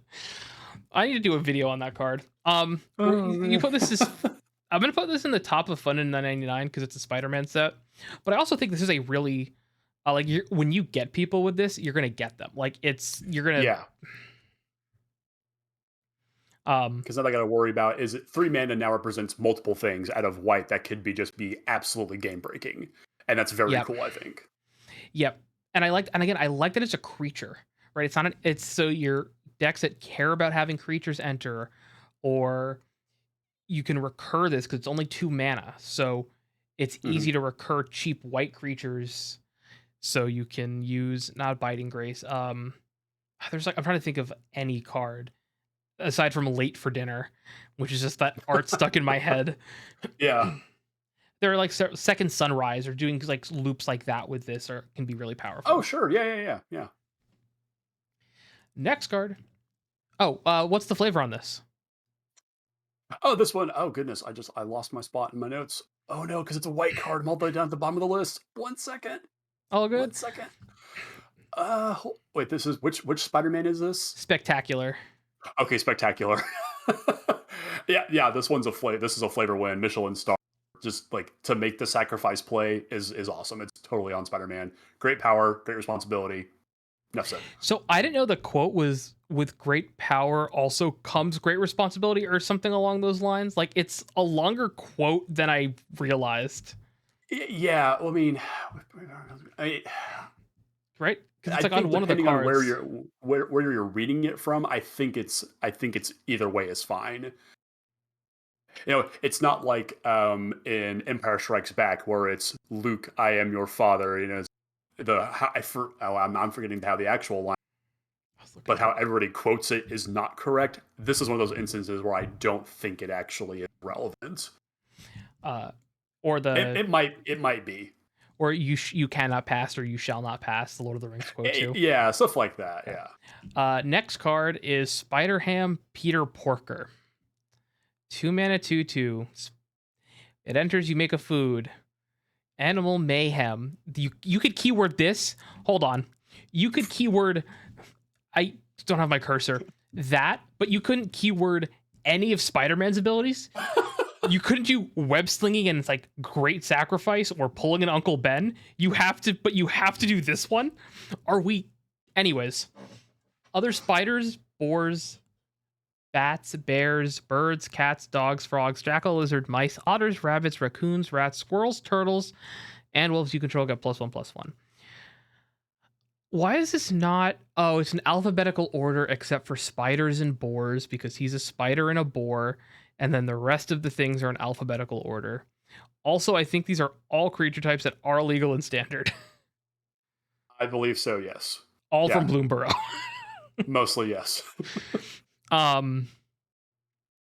It's fun in the 99, I guess, if you have one of these creature decks. Maybe not fun. I don't know. I'm gonna put it top and a not. I'm gonna put it honestly. I'm gonna put it above Cosmic Spider, but it's not a fun card. It's just it's. I don't know. To me, it's like boring. Yeah, it's like good joke, good meme, but sure, yeah. It's just going in the food deck. Then there are other ways to make food that you don't have to worry about the stupid buffs here. Yeah, I put this as not fun. The design is also really uninspired. There's no relevancy to what Peter Porker's actually doing. He does have kind of a fourth wall breaking Deadpool essence about him, but that really isn't at play here unless you look at the creature type buff, which I even don't count that. I do not like this card. This is very old gas station sushi flavor for me. Just toss this one. This feels like one of the cards that they either designed early on and thought it'd be really funny, or they designed later because they were like, "What do we do?" And it's one of those two. It's like not like a this doesn't feel like a card that was they either thought the joke would land, or it's what do we do? It didn't feel like a card that like I don't know. Next up, we have Spider-Man 2099 Miguel O'Hara. 5 mana, 4/4. When it enters, return up to one target creature to its owner's hand. Whenever one or more creatures you control deal combat damage to a player, draw a card. So it's a Venser Shaper's Revolt and a Coastal Piracy, all on the same card, kind of. No flash, which I wish just had flash, but it's in the welcome deck, so I'm not surprised it doesn't have flash, so you have to expand flash to people. Yeah. As a commander, I think this is fine. I think this is like fun. I like drawing cards. It incentivizes combat. You can return any creature, not just your opponents, which is relevant. I'm sure there's some combo here. If you clone this, you draw multiple cards. Yeah, spark double this bad boy. Spark double, file duplication. Yeah, I think this is like a fun. I think I'm gonna put this like in could be fun or bottom end of fun. Yeah, I tossed this somewhere in the 99, so like middle 99 of for the you? 99 Okay. pack. It's just, yeah, there's just like this is just it's mythic simply because it has to go in the welcome deck. There are so many other like it's basically two cards, like you said, stapled. But there are cheaper, more efficient ways of doing this instead of paying 5 mana for something no evasion once it does its thing. Like it's a Yeah. 5 mana unsummon, and then I have to deal damage. I can do this with better, more efficient ways. Yeah. Oh, it's also whenever one or more, so it's not even for each creature. Yeah, yeah. But I mean, Just more if hoops to you jump through. if you like this card, like you can build mono blue unblockable idiots, mono blue flyers. Like it's. I don't think I'm not gonna not have fun playing against that if you sleeve up a bunch of spectral sailors and siren storm tamers and the siren. Like I'm down. I'm down to play like a mono blue idiots, Cloudfin mockingbirds. Raptor, evolve it up. Let's go. Yeah, let's go, baby. All right, next card. Oh, what's the flavor? It's pretty underwhelming. It's not quite sushi, but it's pretty cold Chinese takeout. Okay. Well, let's see this Spider-Man 2099. That's not the one with the name, and This is it? one is so good. Uh, white, not white, blue and a red. I'm so tired. For a 2/3, it has from the future. Again, we can key name this. We can't key name Spectacular Spider-Man. You can't cast Spider-Man 2099 during your first, second, or third turns of the game. Kind of reminds us of the Jace from OTJ. Double Strike Yep. Vigilance. And then at the beginning of your end step, if you've played a land or cast a spell this turn from anywhere than your hand, Spider-Man 2099 deals damage equal to his power to any target. How's the flavor on this before we get into like the card itself? This is so slick. The Sarah Avenger, which is the other can't be cast in the first 2 turns of the game, text on it. The fact that it's from the future and therefore could not be played in the present state of the game, I don't know how else you make a future like time traveler card make sense. Other, it is so Suspend? cool. Suspend would have been cool. Yeah, But we're I in don't know if standard, so like, yeah. Yeah, that would have been a tricky thing to parse out, but that would absolutely work. And then I really like this direct damage ability because he does have, in his forms, he has like these spinneret things that fire his webbings and other sharp projectiles. He can also bite people, and he's got venom glands, teeth. So that could That's be metal. similar to this. Oh yeah, he's kind of a vampire. in a roundabout sense. This card is so sick. I would build the hell out of this. Yeah, this is I think gonna want to build for me. I like the restriction that you can't cast it, and there's no real easy way around that from the command zone. Yeah.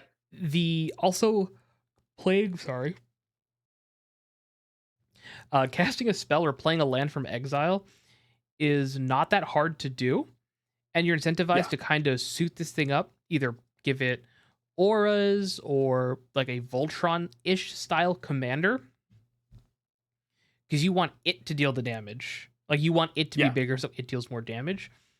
And then you got to build like just is it Cascade or if just is it good stuff with a like just a double strike vigilance commander that it seems solid. I like the art. Also, the art on the basic card, like on the regular card, is gorgeous. Yeah. Love this art. Putting grafted exoskeleton on this makes a lot of sense because he does have his own venom. Oh, there's also the blue enchantment that does the same, that gives things infect. Phyresis, I believe is what it's No. Corrupted Conscience. Yes. The Corrupted Conscience is also 5 mana enchantment. Yeah, it's a sick card, yeah. Yeah, and it's any target too, which I didn't realize. So it doesn't even have to be your opponent. Like you can dome creatures, you can dome Brash Taunters if you really wanted to. Live the Brash Dream. Taunter count 1. Yeah. Yeah, this is a flavorful card. It's in a wanna build here for sure. Next up, we have Spider-Man Miles Morales. So this is the welcome deck one. It's a 6 mana 5/5. God, I wish it was a 6 mana 6/6 for Colossal Dreadmaw. Vigilance and Trample. Whenever Spider-Man enters or attacks, you put a +1/+1 counter on each other creature you control. Those creatures gain trample until end of turn. Fun, and honestly, I can see this as a fun commander. Yeah, I pop it in the 99 personally. This is just not all that interesting to me. It's not Mono, my my commander forte personally. yeah, it's mono green stompy, which I like. Now, could I put this in Colossal Dreadmaw because it enters and gets a counter, so it does enter kind of as a 6/6. I think you could make the argument simply because 5 is a factor or is a polynomial of 6. Because if you like scale up to 30, you get there. Sure, You sure, could sure, make sure, that sure. argument, but I'll just on the face, I don't think it. Okay, well, that's what I was hoping you would say. That's what I figured you'd say. Next up, we have Spider-Man Peter Parker. 5 mana, 4/4, mono white, has flying.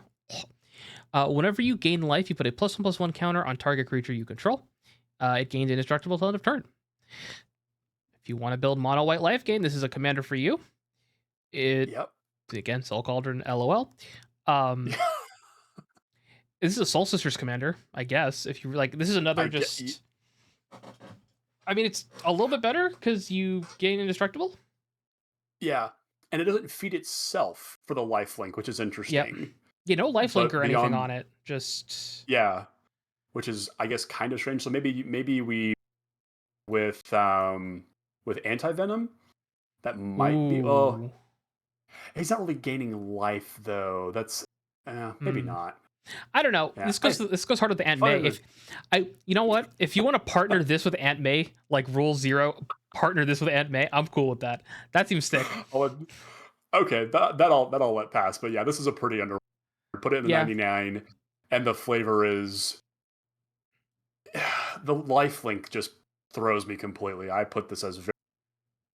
Oh, like the life gaining from the +1/+1 counters. Yeah, I don't. Yeah, I don't understand. There's no like life gain just doesn't work with Spider-Man. Just it Yeah. doesn't track for me. Next up, we have Spider Punk. 2 mana, 2/1 Riot. Other spiders you control have Riot. Spells and abilities can't be countered. Damage can't be prevented. Well, thank God the One Ring is gone, but not in Commander. This card is like good. It's so punk rock. Like every freaking line of this is just punk rock. Oh, it's so good. This is I don't know if I'd want this as a commander necessarily, but like in the 99 of like a red deck, this seems like really good in the 99. Yeah, I completely agree. It's because if it is your commander, you're basically locked into only the other mono red spiders, and there aren't enough for that line of text to be relevant, which is kind of unfortunate. Now I think so it is at its best in the 99. I think this is a contender for one of the best like changeling deck cards because giving all of your changelings riot is very good. Like Yeah. so And flavor also, Soul Cauldron. Soul Cauldron. True. Flavor Michelin star. It's beyond Michelin stars. Whatever's above a Michelin star, this is what like somebody sat down, looked at Spider-Punk, and just wrote out these abilities. Nothing changed on this from like beginning to end. Went to print and they just said, "Yep, done. Good job." Yeah. They probably gave the guy a raise and a vacation. Yeah. Oh, good card. Next up, we have Spider-Woman Stunning Savior. So it's a 2 mana 2/2 flying. Artifacts and creatures your opponents control enter tapped. 99. This is like a 99 card if I've ever seen one, which is fine. Like it's. Yep. If you want this effect, you have another copy of it. You have if you want to slow people down, sick. And it's artifacts, sick. 2/2 flyer, holds equipment well. Yeah, does do that. I don't know. Yeah, it's a good kind of yeah. It's best in the 99. I think I don't know that. Oh, you cut out there. You said fun in 90. You had best in the 99. Yeah, because if I put this in the command zone, people look at me. Yeah, because all of their cards are coming into play tapped. This is the only spider character that can actually fly. This is her. She has these web wings in her suit, and she can fly on currents. So because she can glide. She should have gliding. Yeah, basically fly. Yeah, she should have. If they said she is flying during combat, that would be more flavorful. Oh, That would be cool, yeah. But yeah, this card is actually really on point. Um, Not only because it is the only one that can actually fly. Um, the venom blast that it's referencing, they're not venomous actually. It's bioelectricity, kind of like Miles's abilities are. Okay. So those things can stun a creature, so tap it. She could also kill somebody with the blast, but that's really not what we're going for here. But yeah, this is another really well designed. Um, Yeah. yeah, very very simple, very elegant. I I have Michelin one star. I have one complaint. That has the name Stunning, and there's no stun counters to like go with the other Spider-Man from the display. Oh, that's so disappointing. I'm so sorry to point that out to you. I feel like Oh there's a missed God, opportunity here. Like, you don't want things entering with stun counters, obviously, because then they're tapped for like too long. forever, yeah. But having some way of getting whenever she deals combat damage to or damage, I wish there was like some way to synergize these two cards. Like they're not in standard together, but you're caring about stun counters here, and you're not really caring about them here. And I feel like it's a missed opportunity to Yeah, I can get have behind that. it Yeah, some way. Anyways, next card. yeah, Spinneret and Spiderling. yep. 1 mana, 1/2.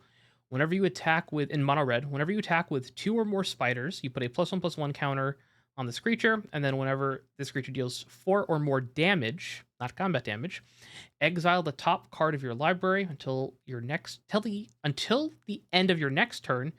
You may play that card. 99 card. You're not building mono red spiders, and you're never. Ye- There's no red spider. There's not a lot of red spiders before the set, if any. I would Yeah, say. not Um, mono red spiders. They're red green spiders. yeah, but yeah, I can't. I'm curious if there are actually any mono red. Let's take a I look. don't believe there are. But yeah, Yeah, it has the same issue with Spider Punk. You wouldn't put Spider Punk at the head of the commander deck, put him in the 99.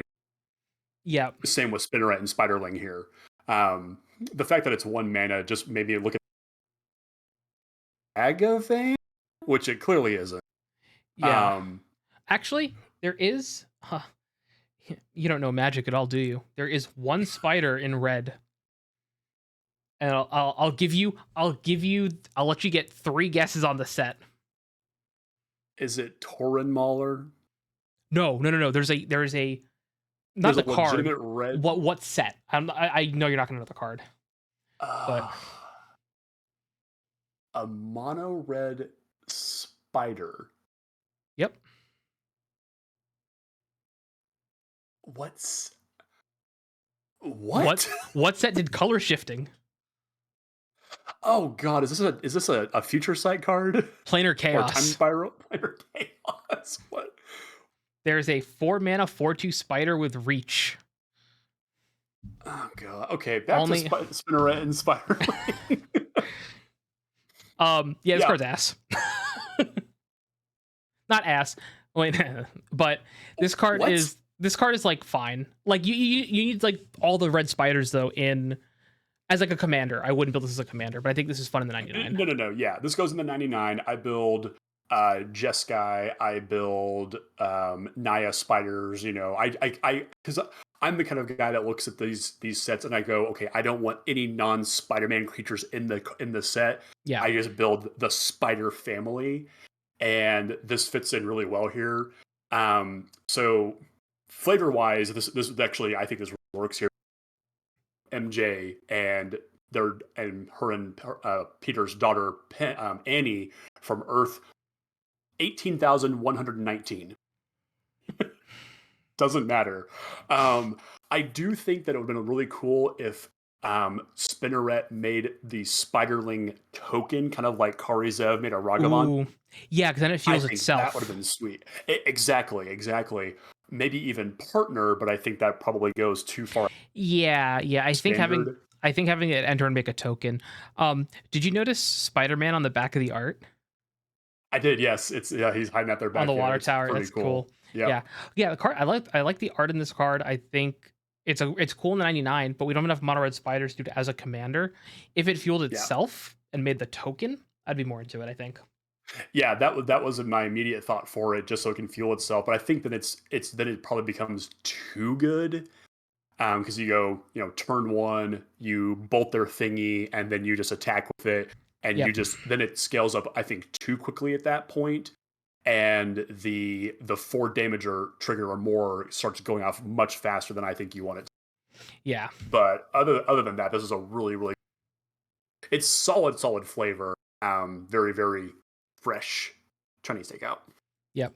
And also I guess there is an argument to say that you could build this as a mono red equipment commander, because you can just kind of, if you ignore that first line of text, that first like ability, and just say it needs to deal 4 or more damage, there are a lot of like Oh, red sure, burn yeah. spells that you can use to just kind of trigger her and Yeah. ignore the spider part and don't focus on that and just be like, I'm dealing damage to get card advantage. Yeah. God, I think I'm slowly talking myself into building Jeskai Spider. I'm just gonna. Damn! I told myself I wasn't gonna buy any of this set. I'll just proxy for you. That'll work. All right, next up we have Superior Spider-Man. So this is a Demir, 2 blue black for a 4/4. It has Mind Swap. I'm telling you, anyways, I'm gonna stop griping on it. You may have Superior Spider-Man enters a copy of any creature in a graveyard, except his name is Superior Spider-Man, and he's a 4/4 human hero in addition to other types. And when you do, exile that card. Another 4-mana clone for Garuda. We have 2 of them in this set. That's sick. Yep. There's now a critical mass where I think you can have you could probably just easily combo off with Garuda now, like in Commander, either as a companion or as a commander. Probably, yeah. Oh yeah, this card's like, if you're building clones, it's any graveyard. So this thing is Yeah. graveyard hate, and this card is so good. I don't know if I want it as a commander. Like you build it with what, self mill? Like, but you don't get the ETB. Oh yes, you do, but you don't have a Traxa in 2 colors. Gristlebrand's banned, so you get Archon of, like, I don't even know what you'd want to like hit in just Demir with this from your own graveyard. Yeah, that's kind of my problem with this card, is that it pulls you in a lot of very difficult directions. Unlike Lazav, who just becomes the creatures automatically as they put in the graveyard. Yeah. Flavor though, like this rules though. Like in this story, Dr. Octavius is dying, and he swaps brains with Peter and puts himself in his body and becomes a far more violent Spider-Man, to the point where he actually punches the vultures. It's super metal. I think I saw, isn't there like an animation of this or something? Or I've seen something where he's like, is Peter still in the body also? Yeah, his mind is still there, just in the background, and that's the really cool part. As Spider-Man goes around Spider-Manning, he starts to have this crisis of conscience where he realizes that all of the responsibility that comes with the power, and then slowly but surely Peter starts to take back over from the depths of his mind. It's a very story that I just don't think that unfortunately doesn't really translate very well here, but just the whole mind swap thing is very well executed, I think, though. Yeah, I think what Fun in the 99 I think could be fun, actually. I think could be fun, yeah. I think could be fun for me. Yeah. Art is sick as hell. Art though. is so good. I think it's Scorpion that he punches the jaw.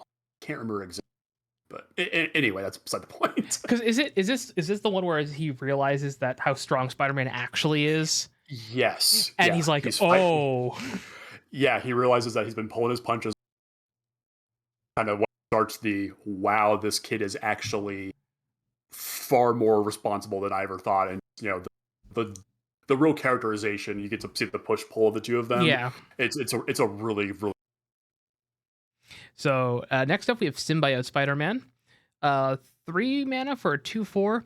When this creature deals combat damage to a player, look at that many cards from the top of your library, put 1 in your hand, the rest into your graveyard, and you can find a new host, 2 and a Demir hybrid, so 2 blue or black. You exile this card from your graveyard. You put a +1/+1 counter on target creature you control. It gains this card's other abilities activate only as a sorcery. Yeah. Okay, so it gains not the find a new host ability, but that first bat. Trigger part. Yeah. Okay, that's interesting. As a commander, like I could see this as a commander. It takes a little bit of work, but Yeah. like I would put this in the top of could be fun. I feel like people are gonna find a way to do this, and I think Yep. that that ability is interesting. Um, Mhm. and you also fill your Yeah. graveyard too, which is like it's better than putting it on the bottom sometimes. Yeah. Yeah. That's definitely true. And Agatha Soul Cauldron plays here pretty well. Yeah, listen, you joke. If you If the it's true, it's true. I mean, I guess the issue is you exile this card, and then it has the ability that Agatha's actually is awful with this because you have to exile Oh, the card from that's your a good point. graveyard. Yeah. um, So maybe not, but maybe not. the fact that it recycles itself, it goes back to the command zone, so it's not Yep. just self-perpetuating. The combat trigger is interesting, so it does force you to be a little evasive with it. And I love the flavor of the finding a new host. It's kind of unfortunate that you have to have the creature in play, so it's not some kind of reanimation effect. But flavorfully, this card is a Michelin star home run in Yeah, this case. I'm gonna definitely Um, put this in like in the top of could be fun. I yeah. think, and I also like that if you put this on a creature, then you then clone that creature, the clone will have the properties, so you can get this on a Yes. non-legendary creature. So you could do like a Demir clone deck where you're like my card advantage engine is this ability on my creatures that my Yep. commander provides, and I like that it fills the graveyard. Right, like a Mhm. lot of these Yep. effects. The reason why Malevolent Rumble, for example, or Grizzly Salvage or Grapple Oh, of the yeah, it's Past so good, yeah. are so good are because it puts them in the graveyard. It doesn't just bottom them. Yeah, Because you're building your deck around it, it's going to be relevant. yeah. All right, next card. Last 4, here we go. Oh, Home we're almost stretch. home stretch. We've only been doing this for almost 3 hours. Uh, We could go back and do all the commons. I have absolutely, notes. absolutely not. Maybe next. Maybe we'll do the live episode in Atlanta if you're able to Okay. come to the Airbnb. Oh, I'll be at MagicCon Atlantic, by the way, if you're still watching at this late in the video. The And spot why living wouldn't you be? true. The spot living portal, 5 mana, 4/4. When the spot enters, exile up to one target non-land permanent and up to one target non-land permanent from a graveyard. And then when spot dies, put him on the bottom of his owner's library. If you do, return the exiled cards to their owner's hand. Sorry, that was a lot of words I had to read. This was so confusing the first time I read this. I was trying to figure out why it Oh, was separating the non-land because I read graveyard and said, "Wait, why is it targeting 2 separate instances from a graveyard?" And then I realized it was 2 very separate things. So it's like an O-ring and then a I don't know, exile delayed. from graveyard, Yeah. something. Yeah, But then when he dies, you put him. So if you exile him, you do not get the stuff back. correct. Cute. So you build him as a blink commander if you build him, but he's like kind of mean and Yeah. not so fun in the 99. Well, here's my idea, right? So you put him in the same deck as Mr. Negative, and you put both commanders face down and say, "How do you guys want to lose this game?"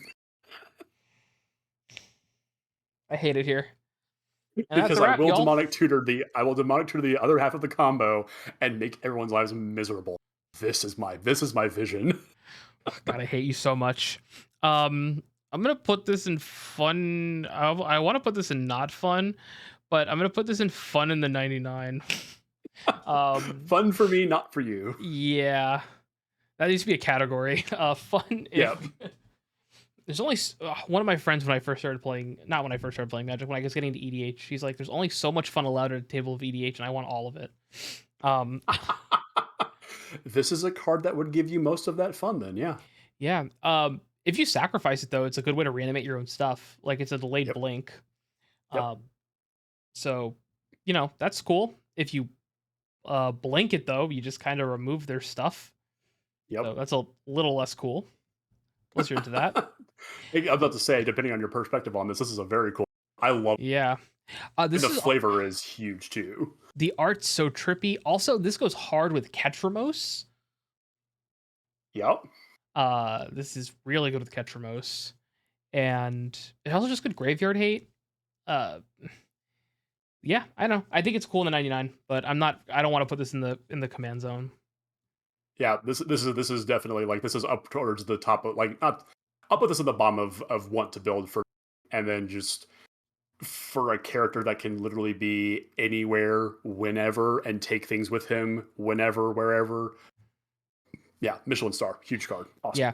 Also, notably, even if he's your commander and he dies and you don't put him on the bottom, you don't get the replacement effect, I don't think, of putting him back into the command zone, because that last ability is the requirement is put him on the bottom. If you do, you If get you these do, back. yeah. So you So could you also can kind of just do this really disgusting loop with infinite mana somehow. Now your guy's gone, your guy's gone, your guy's gone. yeah.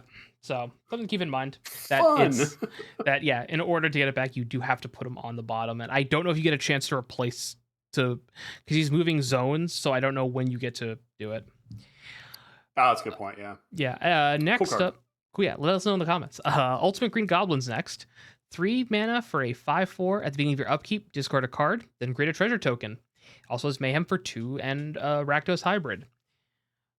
I mean, we have cards like this already, but this is one of the first ones that is like actually an upside almost to discarding cards, because you have like It is, Rotting yeah. Regisaur, Mhm. which is bigger, but you just discard a card.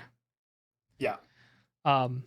If I mean, this is good in Reanimator potentially. You can just it's a discard Yeah, outlet, good in Madness, Mayhem, Goblins, I guess. I don't know. yeah, I'm pretty. I would put this in the 99 somewhere in some kind of discard deck that needs Yeah, just more consistent discard, especially if I activate this. That's pretty solid. Um, so I like it's in the 99, but the flavor is really really there in the comic. Norman has overdosed on this serum that gives him all these powers, and I read the forced discard as him hallucinating when he you said who's and hallucinating? then Sorry. yeah he hallucinates because of the serum he takes. Then he imagines these like creature things. So I'm imagining having these hallucinations and not being. And then he can regenerate and basically being able to be cast with mayhem just fits perfectly here. But he's Yeah, still I only put him in the 99. yeah. I almost wish his discard trigger was a end of turn instead of upkeep, just because you can play him and then get the discard of the value immediately instead of at the end of it. But that's a different card. Next card. We're almost done. Venom, Deadly Two to Devour. go. 4 mana, 4/4. Vigilance, Menace. You can pay 3 exile. You can pay 3 mana, then exile target creature card from a graveyard. When you do, you put X+1/+1 counters on target symbiote, where X is the exiled card's toughness. So I've noticed on some of these cards, there's the cost. The exiling the creature isn't part of the cost. It's like Correct. Yeah. Deathrite Shaman. Yeah. Pay it, then do it. Interesting. I wonder why they templated it like that. Um, Maybe it makes more sense for a newer player, where it's more I think intuitive so. you're not like. Yeah. I just something like that I noticed, because that means you pay the thing and then you target a creature, and if you exile that creature, there is no more target versus Yeah. doing a cost, which is probably, if it's exile creature from your graveyard, maybe then that would make more Yeah. sense as a cost versus this, which is like uncounterable graveyard hate at that point. Yeah. All that Yeah. to say, if you want to build symbiotes, I guess. I mean, it himself, he himself is a symbiote. So I think you're just buffing yours Yeah, I'd because put this you are limited to quite a few in black and green, unfortunately. yeah, I'd put him Changelings. in changelings. I'd put him in Cleopatra too, in my Cleopatra deck Yeah. that cares about +1/+1 counters. Because I can just exile creatures from people's graveyards, put a bunch of counters on this, gain a bunch of life, which is great because I need life gain. Oh no, X is toughness. You don't gain life. I don't know where I've read gaining life. Agatha's Soul Cauldron is really cool with this, because you can just like give all of your, but then none of them are symbiotes, so it actually doesn't matter. Masculine Nexus, problem solved. Boom, done. Where'd you put this? Could be fun. Yeah, I can actually see this being a lot of fun. Sort of a self-mill kind of thing, Voltron-y. I look at all of these Spider-Man Eternal, whatever this product is called. I look at them all as sort of, first commander. So if I bought this and then I could see myself very easily build Gary, just punchy deck and Yeah, just go right. to You can town use with these guys. Right of consumption too, or like those Golgari, Yeah. like Essence Harvest. How many symbiotes are there now? I'm curious. There can't be that many. I would There's say less than 10, less 20. I would say less than 20. there's 12, and not all of them are in Golgari. That is unfortunate. Let's see, green black. There are only 8. There are only 7 other symbiotes. Really? That's Which unfortunate. and one of them is the next one we're going to talk about. Yeah. Okay. Cool. Where did we say this though? I'm sorry. Fun could be fun. Yeah, I can see this being really a really fun kind of just basic intro to Commander. If I wanted to build the Venom precon, I might Yeah, build it like this. self mill, exile your stuff, Yeah. put counters on, play all the symbiotes you can. Um, it's like a common legend, and then a death touching cat, venomized cat. That's actually super cute art. Oh, the Venom Gwenom, cat. Yeah. yeah, Then you have Garland, the Venom, the symbiote. yeah, So there's some cool stuff you can do with this. The flavor is kind of iffy, but yeah, it's again it's a my first commander deck yeah. sort of situation here. All right, and then finally we have Venom Eddie Brock, 6 mana, 6/4 menace. Whenever another creature dies, you put a +1/+1 counter on Venom. If that creature was a villain, you also draw a card. So if you do mono black villains, I mean, you could just do this as a mono black aristocrats commander. It's a little bit more stompy than we're used to seeing because like it's 6 mana Yeah. and it has menace, no trample or anything. Um, if it happens to be a villain, that's cool. Um, but I don't think there are enough villains in mono black to like really make Well, this. there's only 58 in the set, Um, so how many of them are black? let's take a look. Yeah, I Villain think this does have to go in 17. a Well, that's yeah. including So unset this cards. So so this goes into the 99. You probably yep. play it with the main set, Otto Octavius, and you get kind of a go wide villain type thing going on that has a couple of different components to it. Yeah. Um, So that's the fun ranking. yep. Let's maybe to make this a little bit bigger. I'll hide this and then I'll just kind of bring this all the way up. Um So many cards. so many cards.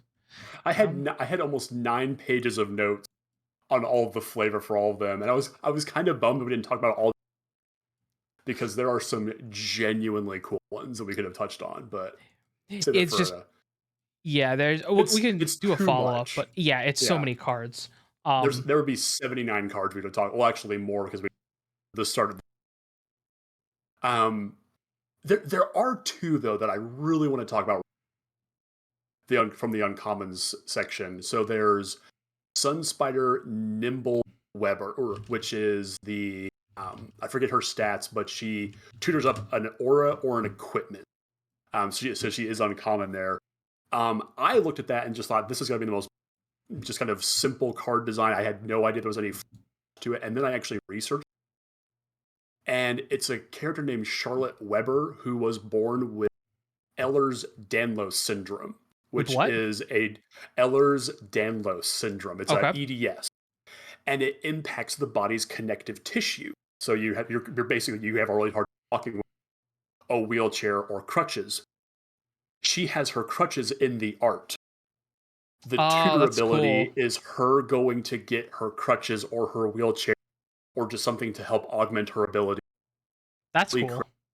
What a representation in a Magic set! Just something I would never would have.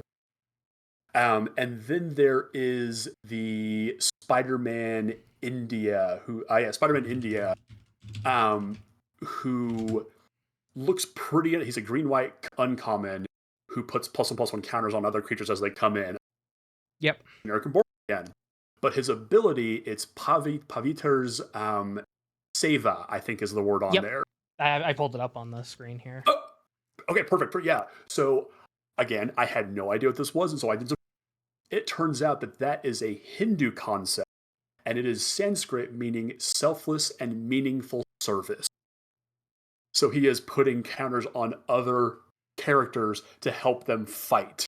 That's And cool. again, I've just thought, wow, what a just a killer way to add more flavor to this card. So Yeah. like there were so many cards in this set that just have a very low amount of flavor, and then there are the ones that are just not really obvious. But then you read into them, and you just You go what? like I'm sorry, you most cut of out. these, you just have to say good job, Wizards. Some of these Yeah. cards, like it's a little bit deeper of a, but just incredible flavor on some of these. That just isn't obvious. Yeah, I think we could definitely come back and like revisit this in another episode. I'm definitely down to like talk more about it and just like and go over the flavor and stuff a little bit more. Um, Absolutely, yeah. but yeah, as you can see the all the rankings here on screen. That was a lot of fun. I'm sure people Yes. will disagree with us. We went off on some tangents, talked about the same card a couple times. Um, AGC counter at what? Let's see. 99. I'm gonna guess. I'm gonna guess at least 50. Listen, all. It's just a good card, man. I just love that card. Definitely let us know in the comments what commander you're looking forward to building, your thoughts Yep. on the set as a whole. I've kind of talked about it. I feel like it's a very mediocre Magic set. I don't know enough about Spider-Man to. I appreciate some of the cards, like some of them I know, but I think overall it's like a pretty mid set that has some bangers. Yeah. But of course, you don't need every set to be good or like perfect or like it's. I'm trying not to This be one is as definitely batting below average, though, I think, just in terms of quality. especially for UB. Yeah. I think the Assassin's Creed was like Assassin's Creed's a set that every time I look at it, I'm like, oh, that's a cool card. So maybe with Spider-Man, maybe in 6 months I'll look at it and be like, oh yeah, that was a card. Yeah. Like there's always that chance. I I think the being hamstrung into making it into a draft set and then the cards Yeah. being different on Arena and like online and in paper, I think those two things are the biggest issues with the set. Is like Yeah. a lot of the set feels very bland. Yeah. So Yeah. Because, like you said, this was set to be another Assassin's Creed size set. And for all of its faults for being sold in 7 card booster and being straight into modern and not being memorable, as far as an IP goes, as iconic as at least Assassin's Creed had a vision for what it was going to be. yeah, And Spider-Man having its vision changed, probably years into its development because sets is 5+ years. So roll it back to 2020 when they planning these cards, they had it in their mind, and whatever decision was made to make it part of standard, and then I think that's really where they lost the plot on this. Set suffers significantly for it. yeah. So some I bangers, but everything else just drags it way I, down. I do wish. Um, I, again, this could be a conversation for another episode because I need to go eat. I'm so hungry. Hour 4, let's Go. go.